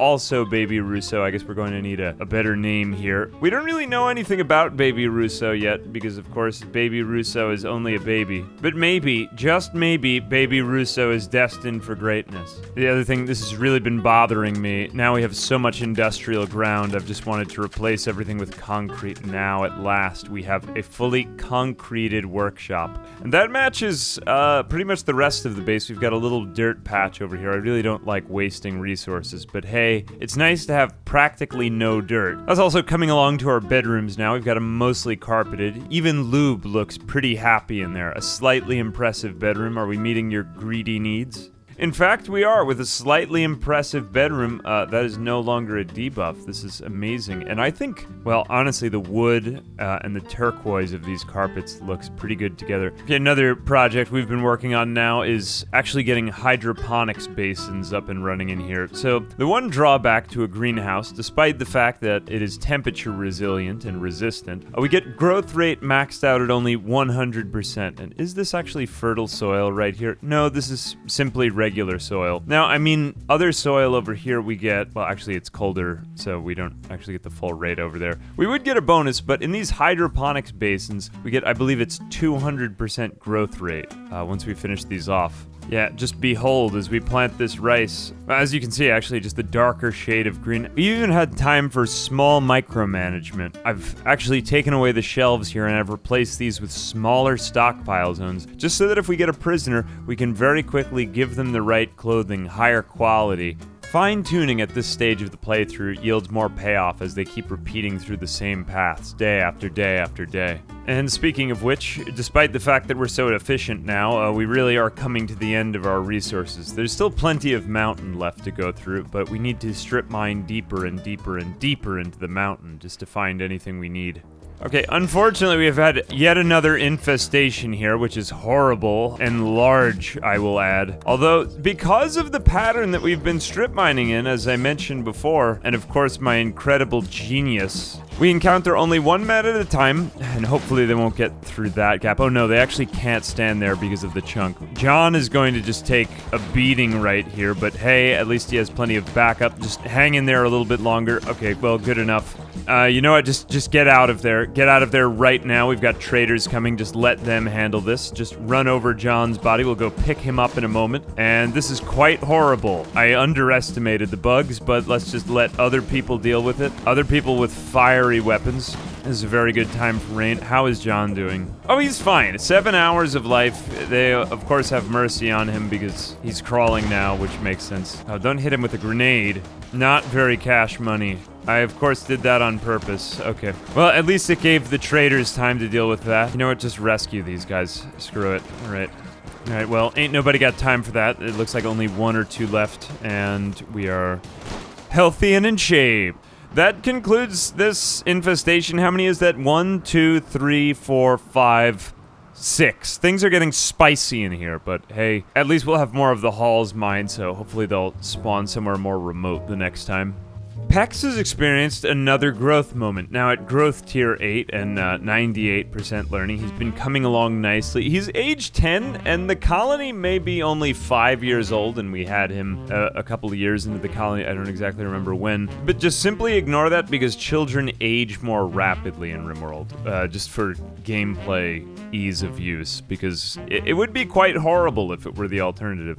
Now, once again, we get 3 different traits that we get to choose between. Probably for here, medical, as well as mining and melee, but I'm just gonna have to look these over again. As well as fast walker is a pretty great trait, or also tough. We have a lot to choose from here. But overall, I think that being kind was useful because now he's just easier to get along with the other colonists. Another thing I've started to handle is just airlocking our refrigerator. Sometimes it gets warm out and we just need better cool retention, of course. Alright, I've been waiting a long time for this. It's a raid I'm completely prepared for. We're getting Impid Tribals raiding. Now, sometimes these people have fire powers, which it's raining, which makes this amazing, but these are very, very weak people, and we are... Yeah, there we go. I just said it perfectly on time. Now, we are prepared for this raid. But look, they just keep throwing themselves into the turrets. Idiots. Right, yes, blow thyself up. No, they're fine, never mind. Well, whatever. Come in the rain, I don't fear you. They're Luddites, they're distracted by destroying our advanced technology. Look, most of them just... See, that is a good defense system, if I do say so myself. Let's all line up and shoot them. And raid 1, so easy. Okay, in the heat of all that, we've captured one named Fazron. It's just one I found. Iron-willed hard worker, which seems like a pretty amazing combo. Just a bunch of minor wounds, so nothing quite so horrible, just, you know, bleeding out, so figured I'd pick him up. Double passion in mining and plants, as well as that fire-spewing ability. Unfortunately, incapable of dumb labor, but hey, we could use you for a planter and a miner, as well as, well, whatever else you wind up being good at. So, Fazron, welcome to the clan. We've had more mechs spawn. This time, they're coming with Centurions, which is getting quite horrible, as I mentioned before. Ooh, look, we managed to just take one out silently with the sniper. I figure we can at least take out these Scythers by sicking them on some of these... Yep, get out of there. Okay, we've got traders here. Everyone just go indoors. Remain indoors. Do not attempt to reason with the robots. We will just stand you over here, and they will blow up. Yes, just blow up. Do better. Okay, there we go. So just hang out over here. And voila, amazing. Our traders will deal with the evil robots. John, just hang out somewhere nearby. Do not encounter them. I don't want my face kicked off. This is how you deal with mechs. You just make other people deal with them and don't do it yourself. All right, now they're slowly making their way in. I think, you know, having this line of sight blocker here has been quite useful. We can just kind of negotiate them around that. And now we don't even have to deal with as many psychic drones anymore. Okay, I really hate dealing with high quality mechs. We've got some serious triage here. Russo had already lost his right hand. Now his left middle finger has been shot off. He's got an infection. I mean, our medical facilities are great, but just every colonist is losing fingers, hands. Kruger's left lung was destroyed and now has a shattered nose. Many noses have been shattered, but you know, it's not about the way that your nose looks. It's about your heart. Which most of us have replaced our hearts. Missing a right ear, missing a nose, again shattered, just a lot of missing parts to colonists. Blaze has remained relatively okay, except for, well, some missing fingers. Okay, alongside that, we've also managed to get Fazron's resistance down, so he is now joining our faction. So, hey, even though that we're down a couple of noses and fingers and hands, well, we've got a whole new set of them for offering up to the war machine. In addition to that, we've kind of brought our research along. We're going into marine armor and beyond right here. I will probably end up just reinstalling royalty. I usually keep royalty off just because it's not my favorite quest system. I don't really like the quests in royalty, but I do like the cataphract armor. So I'll put it on late game so that it doesn't kind of change all my quests, but it is what it is. Another thing we've got is a growth vat. So we can insert people or embryos in here to basically factory produce babies or make children grow up faster. Although I suppose you lose out on some of the growth moments if you do that. So hey, it's another option in case if we really go down bad and we need to use gene backups of our colony, which is kind of crazy and Orwellian, isn't it? Alongside that, we've finally got all of our crops growing here on these hydroponic basins. I had mentioned this before, but now we're really getting a robust indoor planting system, which is, well, it's very satisfying to behold. All right, this is another one I've had on my checklist. So we've crafted a bionic arm. Now, this requires a lot of advanced resources, but hey, I figure if Russo has been running around, he's one of our main melee combatants after all, we might as well have him at full manipulation right here. So Blaze is now an even better doctor than he was before, and yep, another successful operation. Great. Bionic arm, 125% efficiency. An enhanced version of a regular arm, might I add. We've reached that elusive phase of the colony when the work no longer stretches out before us, but rather it's more of an intellectual pursuit. Crafting. Work takes place on spreadsheets and in planners. Awkwardly, though, one of the only ways to actually grind the crafting skill is by producing lower level items, so I've had to just assign the creation of loads and loads of wooden clubs, because it's really the only resource we can afford to waste that much of. Fortunately, though, that will send more people into our crafting area, because we just don't have enough crafting, and I mean, we're trying to make more flak pants, we're trying to make flak armor, and eventually we'll be moving on to cataphract armor, which is just a massive grind set. Another one I've decided to handle is moisture pumps down here. So I want to clear out all of this muddy soil because right now it's just not enough room for planting, and we're clearly going to need another greenhouse right around this spot. We'll have to move our mortars away, but hey, these mortar pumps might take a while, but at least they'll dry up the soil and make more room for us to make these paths more symmetrical and beautiful looking. In addition, I have produced just a sheer amount of wooden clubs. We're going to have a lot to trade to a combat supplier, but we did need quite a lot of shelf space for these. But it does look pretty nice, doesn't it? Once again, the snows are falling. We're getting all the notifications for our crops dying, but, you know, it is really beautiful, and it's at moments like these that I actually feel a lot of pride. You kind of see the strategy, the plan, the blueprint that you laid out in your mind's eye finally coming to full shape, and everything moving frictionlessly, grinding past each other no more. A well-oiled machine. And now you can just enjoy the beauty of nature unfolding on your metallic concept. This is what Rimworld is about. The unfolding of progress. Don't miss the forest for the trees. A tapestry of the mind's architecture. All right, medical research continues, so we've tried to expand our infirmary alongside it. With that, we've also got archogenetics coming up here, so while I don't know to what extent we'll make use of this, gene processing and archogenetics always allows for backups for colony genetic information. Alongside that, we've also got a gene bank and gene assembler here in case if we want to add in any custom traits to our colonists. The size of our industries have had to expand, and with the changing of seasons until we can get another greenhouse, I've actually had to expand our fields down south for this time. But the fresh new green brings out the colors in the rest of our colony. Technology continues to lead the way. So we are just getting up a ground-penetrating scanner because we are pretty much exhausting all of the base minerals that we've located on the surface as far as strip mining goes. I don't care to go much further into the mountain. That being said, once the ground-penetrating scanner finds some minerals, we'll be able to get plasteel, gold, uranium, more steel, anything you'd like. It's down there. Okay, we've got yet another baby. So many babies have Minla and Russo produced. This one is just like the others. Pex and Russo Jr., who I still haven't honestly thought of a name for. We haven't found out any of his characteristic qualities. Well, we have a lot of children roaming around now. I don't know what else to say.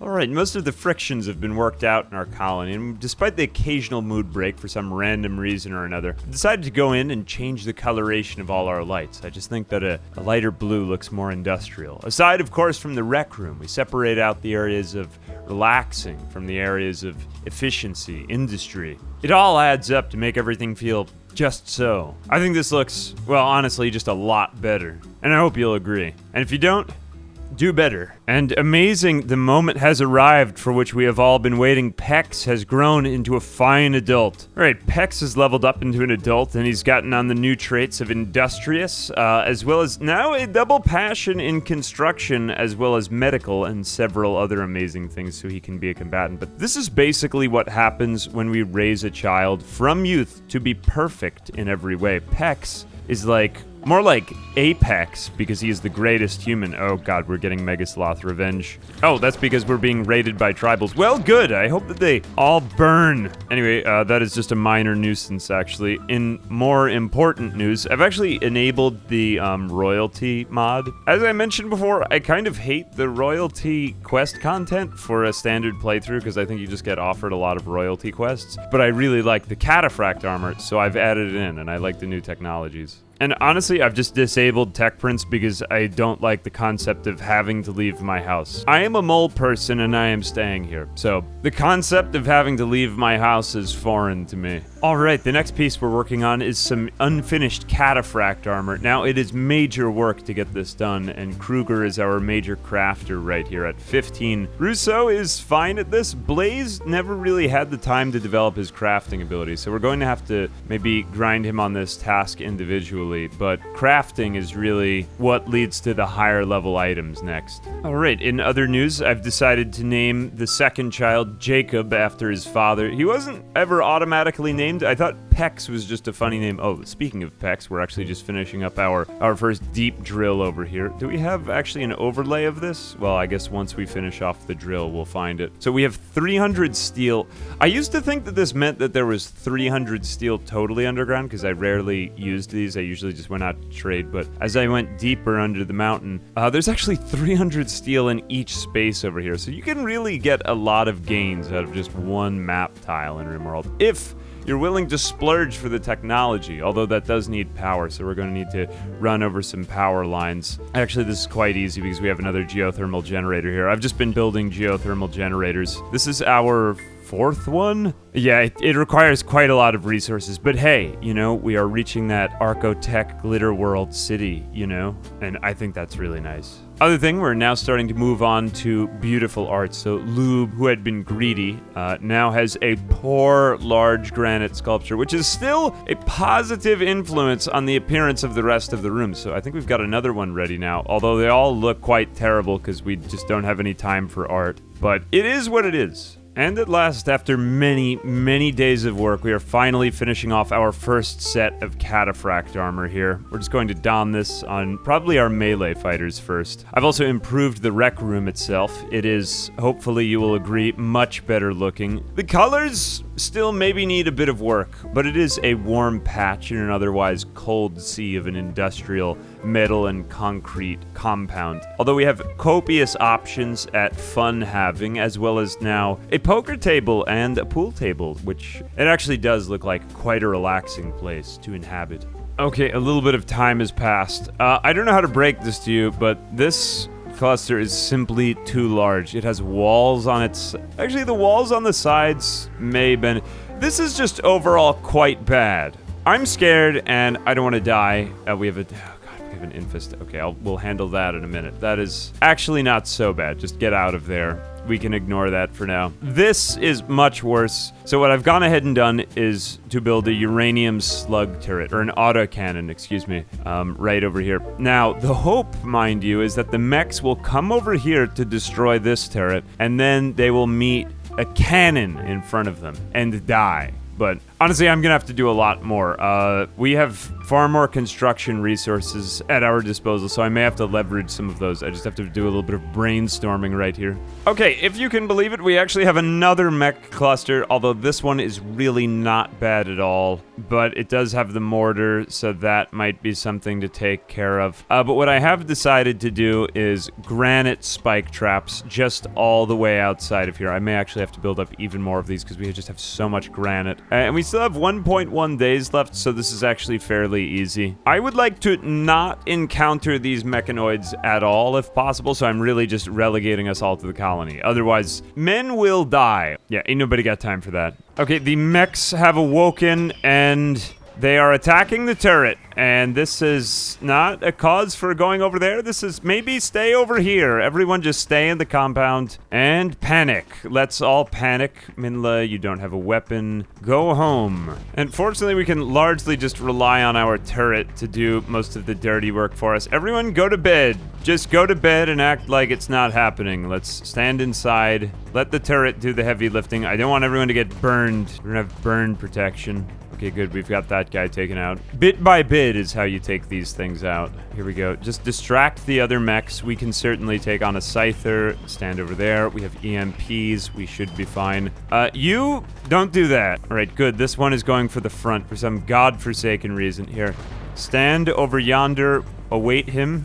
What have you done? You've got shot in the left leg. Blaze is taking the front, and we have at least got one centipede burner on the move. John down there is also fighting with a plasteel mace. You know, if we can't beat them in anything else, we can at least beat them in melee combat if we stun them. Let's just get out of here, though. They've got, like, cannons. Maybe we need to bring this fight back.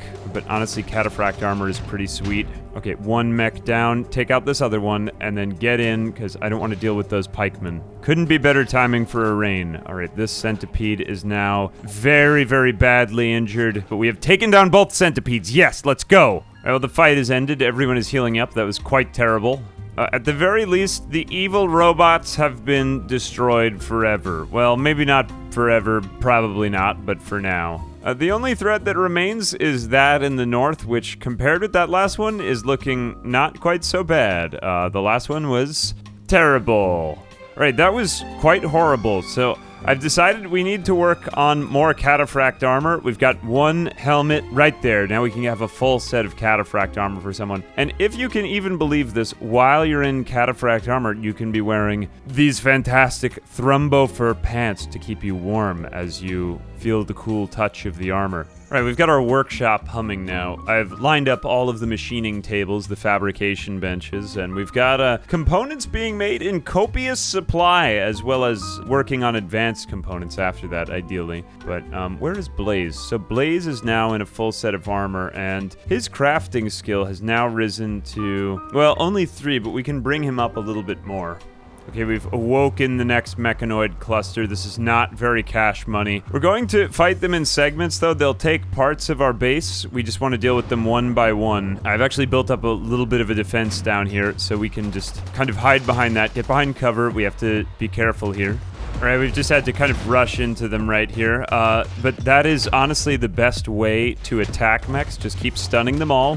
Make them all stunned. Here, fire at that centipede. We've got another one here. We have enough EMPs, I think, to take out all of them at once. This one's about to go down. About to go down. Take out this one, too. He's getting too close. Before they adapt, and we've got yet another one coming, but we've taken down one. We've taken down one. Pex. Oh, no. Don't do that, Pex. Oof, this is not good. We've got a colonist down, man down, and he's a young one as well. Pex, no. In the fighting, Pex has had his left leg shot off by a centipede blaster. Fortunately, we have many cybernetic replacements for these, so we will be healed. All right, Pex is just about recovered. The left leg is shot off right now, so moving is at only 50%, but, you know, that'll just be another list for the agenda. In the meantime, I've actually installed a mod to allow for solar magnetic flare shields. Solar flares are one of those annoyances in vanilla Rimworld where there's just no solution besides just don't use any technology. And canonically, I find that annoying. So I think this mod giving us a magnetic shield is perfectly awesome. I like this. This just brings us up to avoid that one annoyance, and I think it's fair. And if you disagree, do better.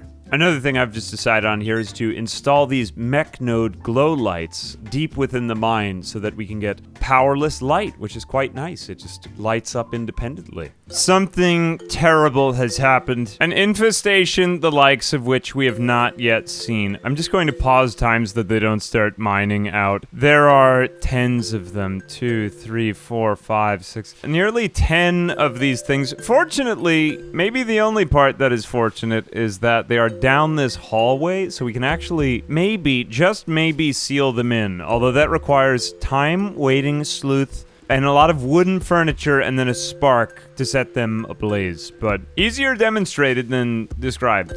Observe. Okay, I'm just getting to work on some of the granite wall patches here. So it is nighttime and they have mostly gone to sleep, which means you can skulk about and cause mischief and trouble while they are in slumber. So let's go ahead and just have some more granite here. I've got to build up a few layers of wall here because, well, we need to contain the temperature, so we need to insulate it first and foremost. But it is a very delicate process to seal this. You need to finish off most of the work on the walls, throw fire, and then back out. Behold the horrible oven that I have created. This is an infestation, I think, large enough to justify some, let's say, alternative environmental tactics. You missed horribly right there, Blaze, but fortunately you did not aggro any of these bugs. Let's just shoot some of the wooden flammable furniture. Here we go. Just set that furniture ablaze and do not finish that construction, otherwise Blaze will be burned horribly. Let's go up here and we are going to seal them in. There are a lot of bugs in there and I'm afraid of what might happen if they get through this barrier. So let's just seal 1, 2, 3, 4, and then 5. We have effectively sealed the bugs into an oven. We can all be undrafted now because I don't need to control you anymore. This should start heating up in a moment. So right now it's 163 degrees Fahrenheit and rising very quickly as the fire spreads from chair to chair. It's a good thing it has all this room. It's going to start getting a lot hotter here in a few seconds and, well, then just observe what occurs. Okay, we've reached around 240 degrees Fahrenheit. The bugs are getting only initial heat stroke. They really aren't noticing the heat too much, although they are going to start, yeah, there we go. So they are mining out. And okay, 350 degrees we've just crossed, and now their nests are on fire. Some of them are walking through the fire. Okay, this is going to aggro the rest, and they are beginning to notice the heat. Nearly 400 degrees and rising. Now, it remains to be seen if they can actually mine out fast enough. They've just connected the two chambers, so they'll disperse some of the heat around here, but I'm just going to take a look at the temperature overlay. It's getting really hot in here. So this is granite, and hopefully they won't be able to get through it in time. That's why I built this wall so thick, but cross your fingers. Starting to get to 35, 36, 37, 40% heat stroke. Okay, we are over 500 degrees Fahrenheit, and you can see the room is turning orange now. They're also starting to get burns all over their body. They should start to pass out. Okay, some of them are dead. We haven't taken them all out, but these ones are starting to slow down here. Serious heat stroke, 50%. Okay, and if we just give that a little bit more time. Yeah, that's pretty toasty in there. They're getting burned like a pizza. All right, I think that is all of them, and that is everyone, yeah. So that entire chamber is on fire. We're going to have to take care of this place because not all of the nests lit up, although probably this fire will begin to spread. It's also over 500 degrees in there, so I can't see why these things wouldn't go on fire, but it looks like that wall was just thick enough to prevent them from getting through. And alright, that is one infestation dealt with. Of course, it required some granite and several chairs, but effectively, we never had to fight them at all. Alright, now that that threat has been addressed, we do need more crafters, so we're starting to get up a little bit more cataphract armor. We've got some here on John. We've also got Blaze working on some tailoring, just because despite the fact that he wasn't at a high enough crafting level, well, he still has the double passion in crafting. You know, he's come a long way with this whole colony. Except a couple of the skills like animals and artistic just haven't been used. It just goes to show what you really use in a colony. But crafting, you do kind of get stuck down there. So we've got him working on that. In the meantime, also too down here, if I just scroll a little bit. Oh, we've got another drill going over here because we found some gold underground. This is tricky to locate, but it's nice to have at least some of this so that we don't rely entirely on traders. But yeah, I mean, most tasks now just fall to the crafting room because, well, that is all there is for higher order needs. We've got our biofuel refinement. There's just such a kind of a dizzying list of technologies. It just doesn't even seem worth it going through. I've added in a couple more weather locks here by the bedrooms, as well as improvement of the hospital area. The defense area has remained about the same. We've started to drain more of the water out from here, but this is kind of an ongoing task. I've added in more mortars and more uranium autocannon turrets. And just generally speaking, a lot more high-order industry. At last, we've just finished off yet another set of cataphract armor, so now we have not one, but two warriors, Blaze and John, donned in cataphract armor, the mightiest of Rimworld defenses. So now we go in with two super soldiers into combat. In the meantime, it is quite a lot of work, but we're getting better at crafting now for all the advanced components. We do have more than enough materials, just from all the trades, underground mining, and it looks like we got one more colonist. Man has become a child. I guess he's self-named. Baby Russo. This is Baby Russo number 2. Everyone keeps coming out with pink hair. He is basically an adult now, though. What do you know? They grow up so fast. All right, this is very nice. We've got a big tribal raid coming in here, and it seems like just a great opportunity to make use of our mortars. They're just waiting targets. Here it goes. And, we took out 2 with 1 shot, but, I mean, yeah, basically just cannon fodder right now. I don't have to fight them. They're impids. They'll breathe fire on us, right? I mean, yeah. I would rather not encounter that up close and personal. We can sacrifice some wire for that. Second volley, and, sucks to suck. Right, and they are beginning their assault. Okay, some of them have made it through. Unfortunately, they made it through on the side I did not anticipate because there was a hole in the wall there. I think we had that of sandstone. I need to replace that wall segment with something different, but whatever. Don't cry over spilled milk. Go over there, and... oh, they're already fleeing! Not even worth it. You love to see it. He hit us with fire. Oh, well, it's snowing. This is just falling apart. You hate to do it, but I did have to take a lung out of one of the tribals. I have a kidney here too. I can't remember why. Doesn't someone need a kidney? There's been a lot of organ loss. But we've given John, who had lost his, I think it was his right hand? So he had done something. I can't remember. Everybody's nose is shattered in this colony. We've given him a bionic arm, so now that is far more efficient and he will be more useful to our colony, as well as no more lung issue with that lung rod or whatever it was. If you don't have organs of your own, just borrow someone else's. Also too, we've got that bionic leg ready for Pex. I did feel bad about that since he was one of our youngest colonists. It's time for him to get his leg back. Yeah, here we go. Just add Bill.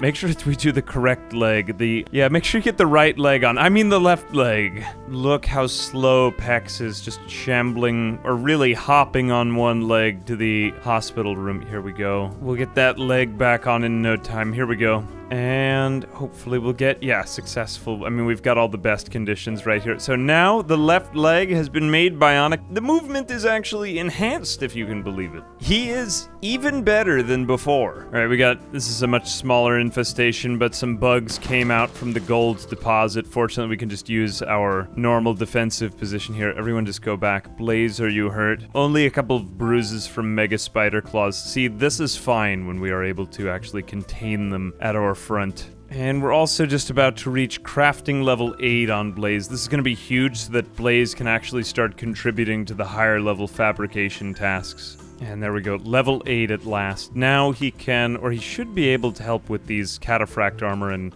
component tasks. Yeah, here we go, we've been waiting a long time. 2 major crafters now. Amazing. Okay, now I'm getting really nitpicky, but Kruger has been stuck with a wooden hand, and that is not great for manipulation, so component assembly, especially since this is our primary crafter at 17, we need that fixed, so we're going to replace the entire arm once again. Blaze is going to help with that, and the arm should be not just as good, but better than before. Say goodbye not only to your wooden hand, but your entire right arm. Say hello to your right bionic arm. We advance toward the cybernetic superhumans we were born to become. We've also got some Neanderthal peasants raiding us. I just gotta say, it feels nice to clean up normal raids now. It feels fantastic. They just wash on us. How many cataphract armors do we have now? Still just the 2, but we're pushing more. Let's just dismiss. Okay, the cataphract helmets really require much less work, so we've started to get more of our warriors into cataphract helmets as well as flak jackets. Kind of a weird hybrid phase, but, you know, I like this better than just going straight to space. I mean, we might as well become really strong warriors before we reach that, right? It also it looks super cool. Just when you didn't expect it, Minla is pregnant yet again. This is just repopulating our entire colony. We've actually got 1 adult now. Don't be fooled by the years. I mean, I know he's much older. His aging will start to slow down, though, too. But yeah, that will be our 4th colonist. That is their child. With all that, we have reached assemblerception. Assemblers are producing assemblers are producing assemblers. All the fabrication is taking place to make multiples of the same thing. Here we go. Good job, Pex. So now we can have 3 crafters working at once, and we are kind of ascending the cybernetic superhuman evolutionary totem pole. And we are just about at the top here. Okay, I deem this to be enough cataphract armor now that I am willing to send us to these mechs up here. This has been kind of an annoying thorn in the side. They've just been spending a lot of time going to and fro. But, you know, most of us have cataphract armor now, aside from a few of us, which, well, we can still just stun these mechs out here. So we're gonna give it a shot again. Okay, almost everyone is tying up some mech or another. This is crazy, but if we all just engage them simultaneously, then probably something nice will happen. All right. Okay, so we've got a bunch of different fights going on. Darn, they did actually come out with scythers. Okay, so we've engaged a lot of them at once. The positioning is... Right, at least you're in full cataphract armor. You are going to get messed up. Hang on a second. Send you over there. We've got to send in more people over here to stun. You can shoot over here. All right, at least we've got them all engaged. Russo, just hang in there another second. I think we have enough cataphract to make this happen. It's a good thing we have all those bionic replacement limbs. This is kind of cool. Okay. All right, just more lost limbs and blood for the blood god. I'm going to have to keep replacing all of these because it's slowing us down quite a lot. Although the cataphract armor is keeping everyone alive. That is what is important, being alive, of course. All right, so we are getting to work on yet another greenhouse, which was necessary for quite some time, not gonna lie. Anyway, we are going to put that over here, so this is right beside the other one. I do think that this looks admittedly kind of cool, and we've got Psychoid growing over here, but I don't even know why I bother with these mech raids, because I just had another one land of... I can't even count how many scythers that is, which is frustrating. But, you know, I need to go to therapy, so I'll work on this later. I think I will leave that there. It's just a defoliator ship. That's actually fine. But yeah, the base is coming out quite nicely. Okay, I'm sick of being attacked by mechanoids from all sides. It has just not worked out for us. I think we can just stun these mechs here. It is unfortunate that there's not really a normal way to engage these guys, but let's just do it like this. We will shoot, and then hopefully the spike traps will do something. Go behind them. Go behind them. Oh, great. Awesome. Wow, that's completely awesome. Now, you know, Pex, just go home. You were cut. Fortunately, though, we can line up, and hopefully this will work. You keep throwing grenades right there. All right, much better. We just need those coming right down the middle. Fantastic. 3v1 right here, and then we can shoot them in the entrance area. So they will come, but very, very slowly. Look at that. Wow. Okay, Russo, how are you? Oh, you got your toe. Everyone is getting their toes cut off. This is so tragic. Take your toes home, sir. Or are you gonna be okay? You'll be fine. It's just a toe. I mean, people have lost toes and lived to tell the tale. I know that this looks goofy, but at the same time, it's just a better way to fight them. But how do you lose your toes in cataphract armor? We need, like, specialized toe armor. All right, this is much cleaner, though.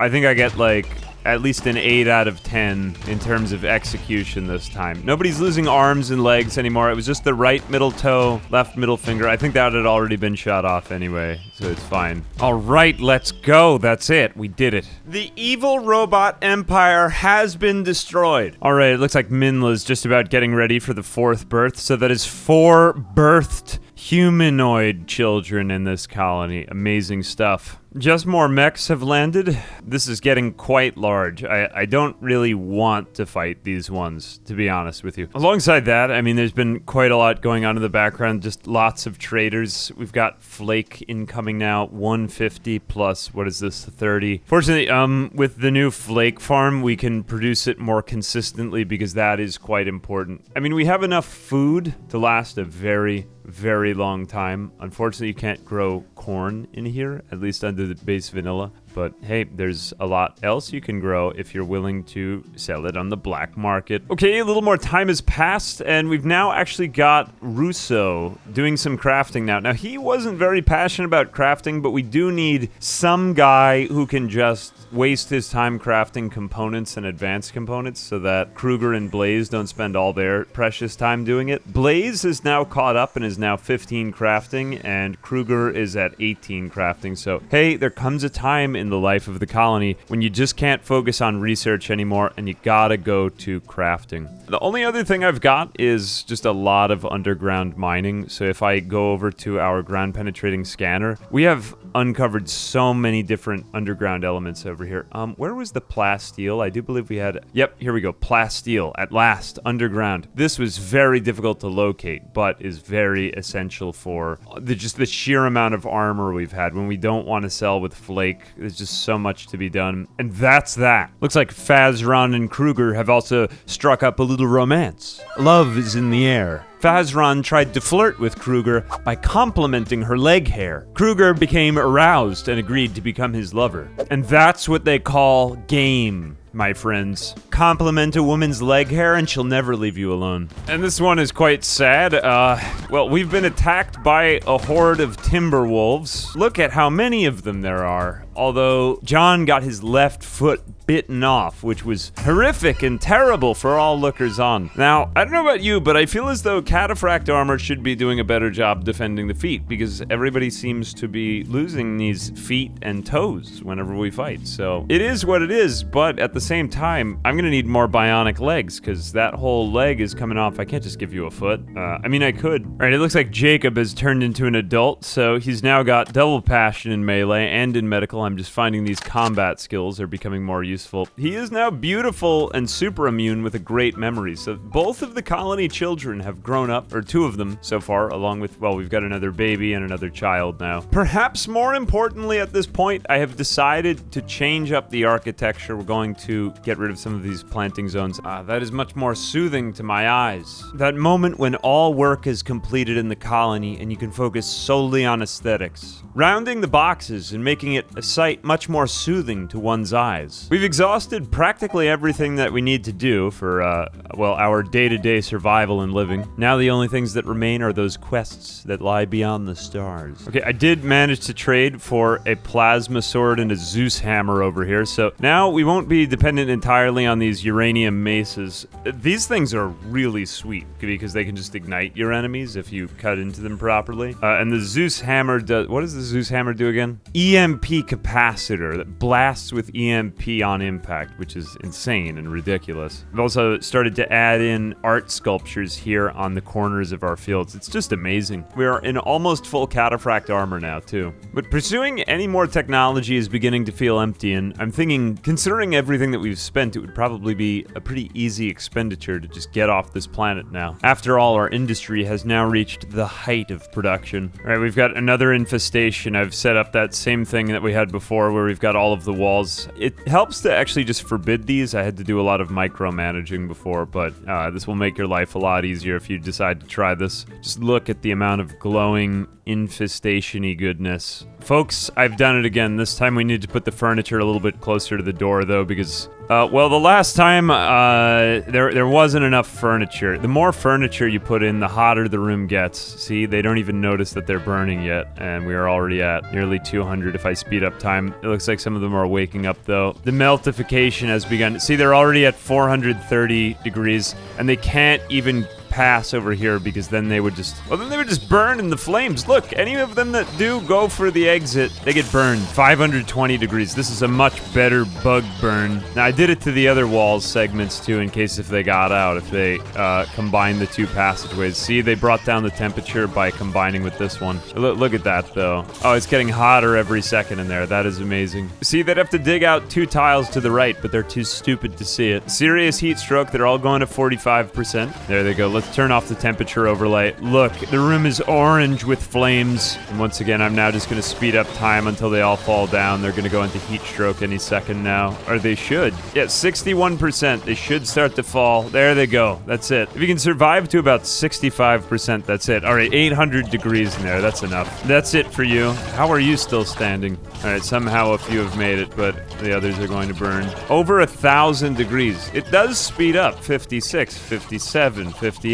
Okay. Well, that's another good old infestation dealt with. Well, that's the end of you, and you deserved it. All right, I've set up an area in the north. You know, I do think we deserve to take at least one colonist off this. After all our hard work, we'll be leaving the Earth. Although we do require some quite major resources. We're gonna need multiple engines, actually. This is simply not enough. More advanced components, uranium, plasteel, steel. Although some of these are not so bad to acquire. Look, we just have so many industrial elements now. Although, The one piece I have modded in here, craftable persona core. I don't believe in leaving home. I don't think I should be expected to do so. Okay, a few more days have gone by and we've got some more ship progress. Now our computer core. Also decided to just make my way into the ancient danger over here. I mean, we're in almost full cataphract armor. I figure we can take this on. Look, there's a charge lance in there. That's sweet. I want to see what we can do against these bugs just with the plasma sword alone. At the risk of needing to rescue Blaze, I mean, look at this guy. He's practically a Jedi. You know, Blaze hasn't made it through this playthrough unscathed either. He's missing some toes. He has bled and suffered for country and homeland.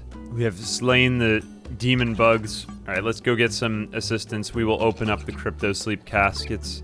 Unfortunately, we have awoken some of the mechs, which is not particularly great, but hey, you know, they came to our camp and that's fine, and that's that. So stand in the doorways. At least they're willing to engage us on our own turf, and look, I have Zeus hammers against these people. What is that hissing sound? We're good. All right, if you want it, come and get it. I gotta say though, you know, multiple colonists, uranium maces, and there's still... Get out of here! What are you doing here? You are a child. Alright. Mostly we're just avoiding these people now, though. Only other spot we've got is the southern front. Okay, I think I'm actually just going to send us out. Let's just go home. Retreat! Just let the autocannon turrets deal with this. They are stunned. We don't need them. Retreat! We don't need to fight this battle. We have our autocannon turrets. Let them come around the side flank. Much better. Okay, some of the mechs are still awake down there. There are just too many centipedes. I just didn't care to handle any more of them. We've taken out the assemblers. Capsules are down, but they do have pretty good range. If they want me, they can come and get me. My ship is almost completed. That was an overwhelming amount of construction, but now, at last, we have the ship reactor. I don't actually think that these will work. Do we have all of our pieces? Okay, the only thing we're missing are those full crypto sleep caskets. Oh, whoops. 3 engines. Oh, there we go. At long last, it doesn't look quite as good. I had to disassemble the other ancient crypto sleep caskets. They did not work at all. I neglected to mention that, but now we have the engines. And I have put one of the children in there. Man, it just seemed fitting that the child named Man. You know, I guess we could send Blaze into outer space, you know? I mean, we'll be leaving this colony. He has left us in the heat, the warmth of his incredible gifts and talents. Blaze, you have saved the colony. Where was he to start? I think he was only 25, and now he's 32, going on 33. Yeah, this colony has been around for 8 years. I've spent an inordinate amount of my free time on this colony, but honestly, it has been perfect in every way. You know, I take out the child. I don't want to launch a man and a child into outer space. Just, it seems unethical to send out the child. Just send out Blaze. Blaze, goodbye. I know this entire playthrough is about you, but, you know, the protagonist has to sacrifice himself at the end. It's time to start the ship. 15 more days. And the countdown has begun. We're being drop pod raided. This is quite horrible. We are just going to get random raids in at the middle of everything, and we are currently equipped for, this is not gonna be good. But hey, at least we have all of these strong melee weapons. Okay, now we just show up. Prepare for battle. Fortunately / unfortunately, many of us... Oh god. Alright, fortunately there's some water right there. We are being horribly burned, but at the same time, you know, at least we were able to engage them in melee combat. Please put the fire out. Why doesn't your cataphract armor have flame resistance? I don't know, but... Ketskovich's right index finger has unfortunately been destroyed, although this is only one of many raids. Oh look, there... Using the... Don't even try to get out that door. I will beat you. Take them. Alright, this is pretty much it. I don't think they really stand much of a chance here, but fine. Take the doors and go. Be gone. Alright, we've got about 12 days left on the countdown, and this defoliator ship has been problematic and bad. Currently, it has actually made its way into our hydroponics room, which is not great. I don't really care about the mechs, I just want the ship gone. These are mini centipedes, and I just don't want them here. But hey, I mean, while we have these mortar shells, we might as well take a few shots at this thing. We're dealing about 200 damage each shot. That was 1. Alright, so that means 6 shots. We've got 5 out of 6. We have about 3 mortars left. We just need to get at least one of these on. And that looks like a hit. Amazing. amazing. Okay, we got it on the very last one. That is, unfortunately, going to lead to an attack, so we can just kind of lean behind our turrets. But,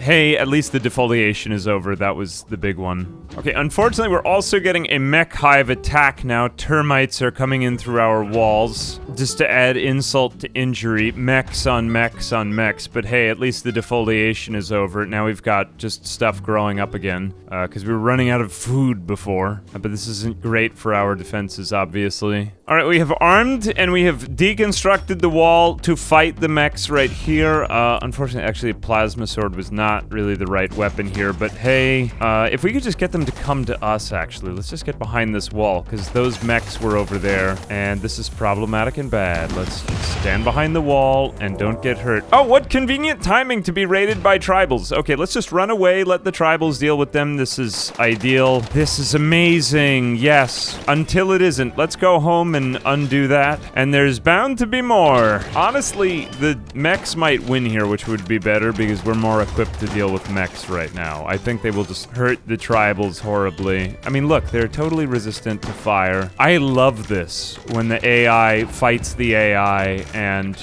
we can just stay at home and enjoy. Just look at that. These mechs, bows and arrows do nothing for you here. All right, I think we will just try to save whoever survives this for the next raid, but I mean, bows and arrows look like they would be better. How many short bow shots does it take to get to the center of a centipede? You know what I'm saying? Wow, sad. These tribals have pretty much been the most innocuous possible threat. This is actually fortunate because I'm better at dealing with mechs right now, but as they all just perish and burn. How many more days? Only 9.8 days left now, and we've not been horribly destroyed yet. They are now beginning to flee, which is unfortunate. They did actually take out one scyther with bows and arrows, which is rather impressive. And the other centipedes are pretty down on health, so they should be pretty easy. Okay, unfortunately, pig people have decided to drop pod in on us, and that is not very cash money. And it has left us in horrible shambles, and they've burned the fields, which is also problematic and bad. There's blood everywhere, although we don't have the defoliator ship anymore, and there are no living mechs, and the pig people now seem to be fleeing for the most part. I think only Harris has lost the cataphract armor now. You'll be fine, despite the fact that you look like something out of a furry in a horror movie gone wrong. Okay, we've had about 1 day. We are starting to get some of these repairs going. 8.7 days left until liftoff. Everything is in horrible shambles, and we are burning. And I'm hoping it gets better, but you just kind of pray for 2 raids at once, because we have more wealth than I would care to admit. And there's the colony wealth. You can very clearly see where we failed. All right, we're getting another tribal raid here. They're attacking right away. Fortunately, we have had enough time to get some of the granite back on that wall that they are slowed. It's actually a nice interval here. We've got 4.7 days left. We are getting close now. Although we are basically just kind of defending in our bare shirts and with our bare hands now. I'm not even sure what we have left. We will survive the war of attrition here. Don't be fooled. We certainly will. Although, oh no, don't let them through. Don't let them through. Blaze, hold that gap. Hold that gap. Stand right there while everyone else piles up. Oh no, they are starting to get through. They're starting to get through. Just do not let them take that. Don't let them stand there. Oh no, they're beginning to surround us. This is problematic and bad. You go over there. I think we've literally just been reduced to hitting people now with our hands. Okay, Blaze is down, but it's okay because he's crawling to safety. He is the central protagonist. We don't want to lose him. Everyone else is just standing in the gaps. I have just more bodies in the way in case if something goes awry. And good, we got 3 bodies with uranium maces back in the gap. Honestly, not the best weapons, but hey, we're getting them to flee, so awesome. All right, we're getting really close to liftoff. Only 1.6 days left. Somebody threw a party in the laboratory. Who knows why? Probably because it's the only safe place left and everything else looks like it's crumbling. We are not as solid as I thought we would be, or as I was hoping. We are just barely hanging on. And okay, with only 1.2 days left, right after our special party, we are now being sieged. It's time to put our mortars to work. I think we can out-siege the siegers, and Siegeception them. Okay, here we go. Mortaring and mine are better than yours. We've got all three going at once, and good.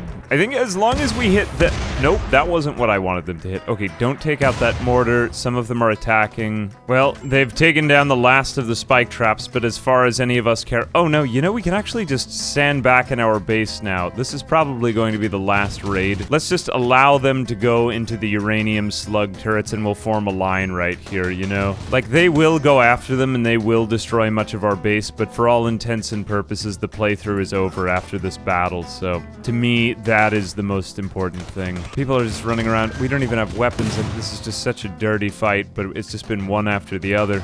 Just everyone go in. Just take their weapons too. Who cares? Fortunately, they're mostly just blowing each other up with all of these grenades, so it's just survive and hit them. All right, we've got them to flee at last.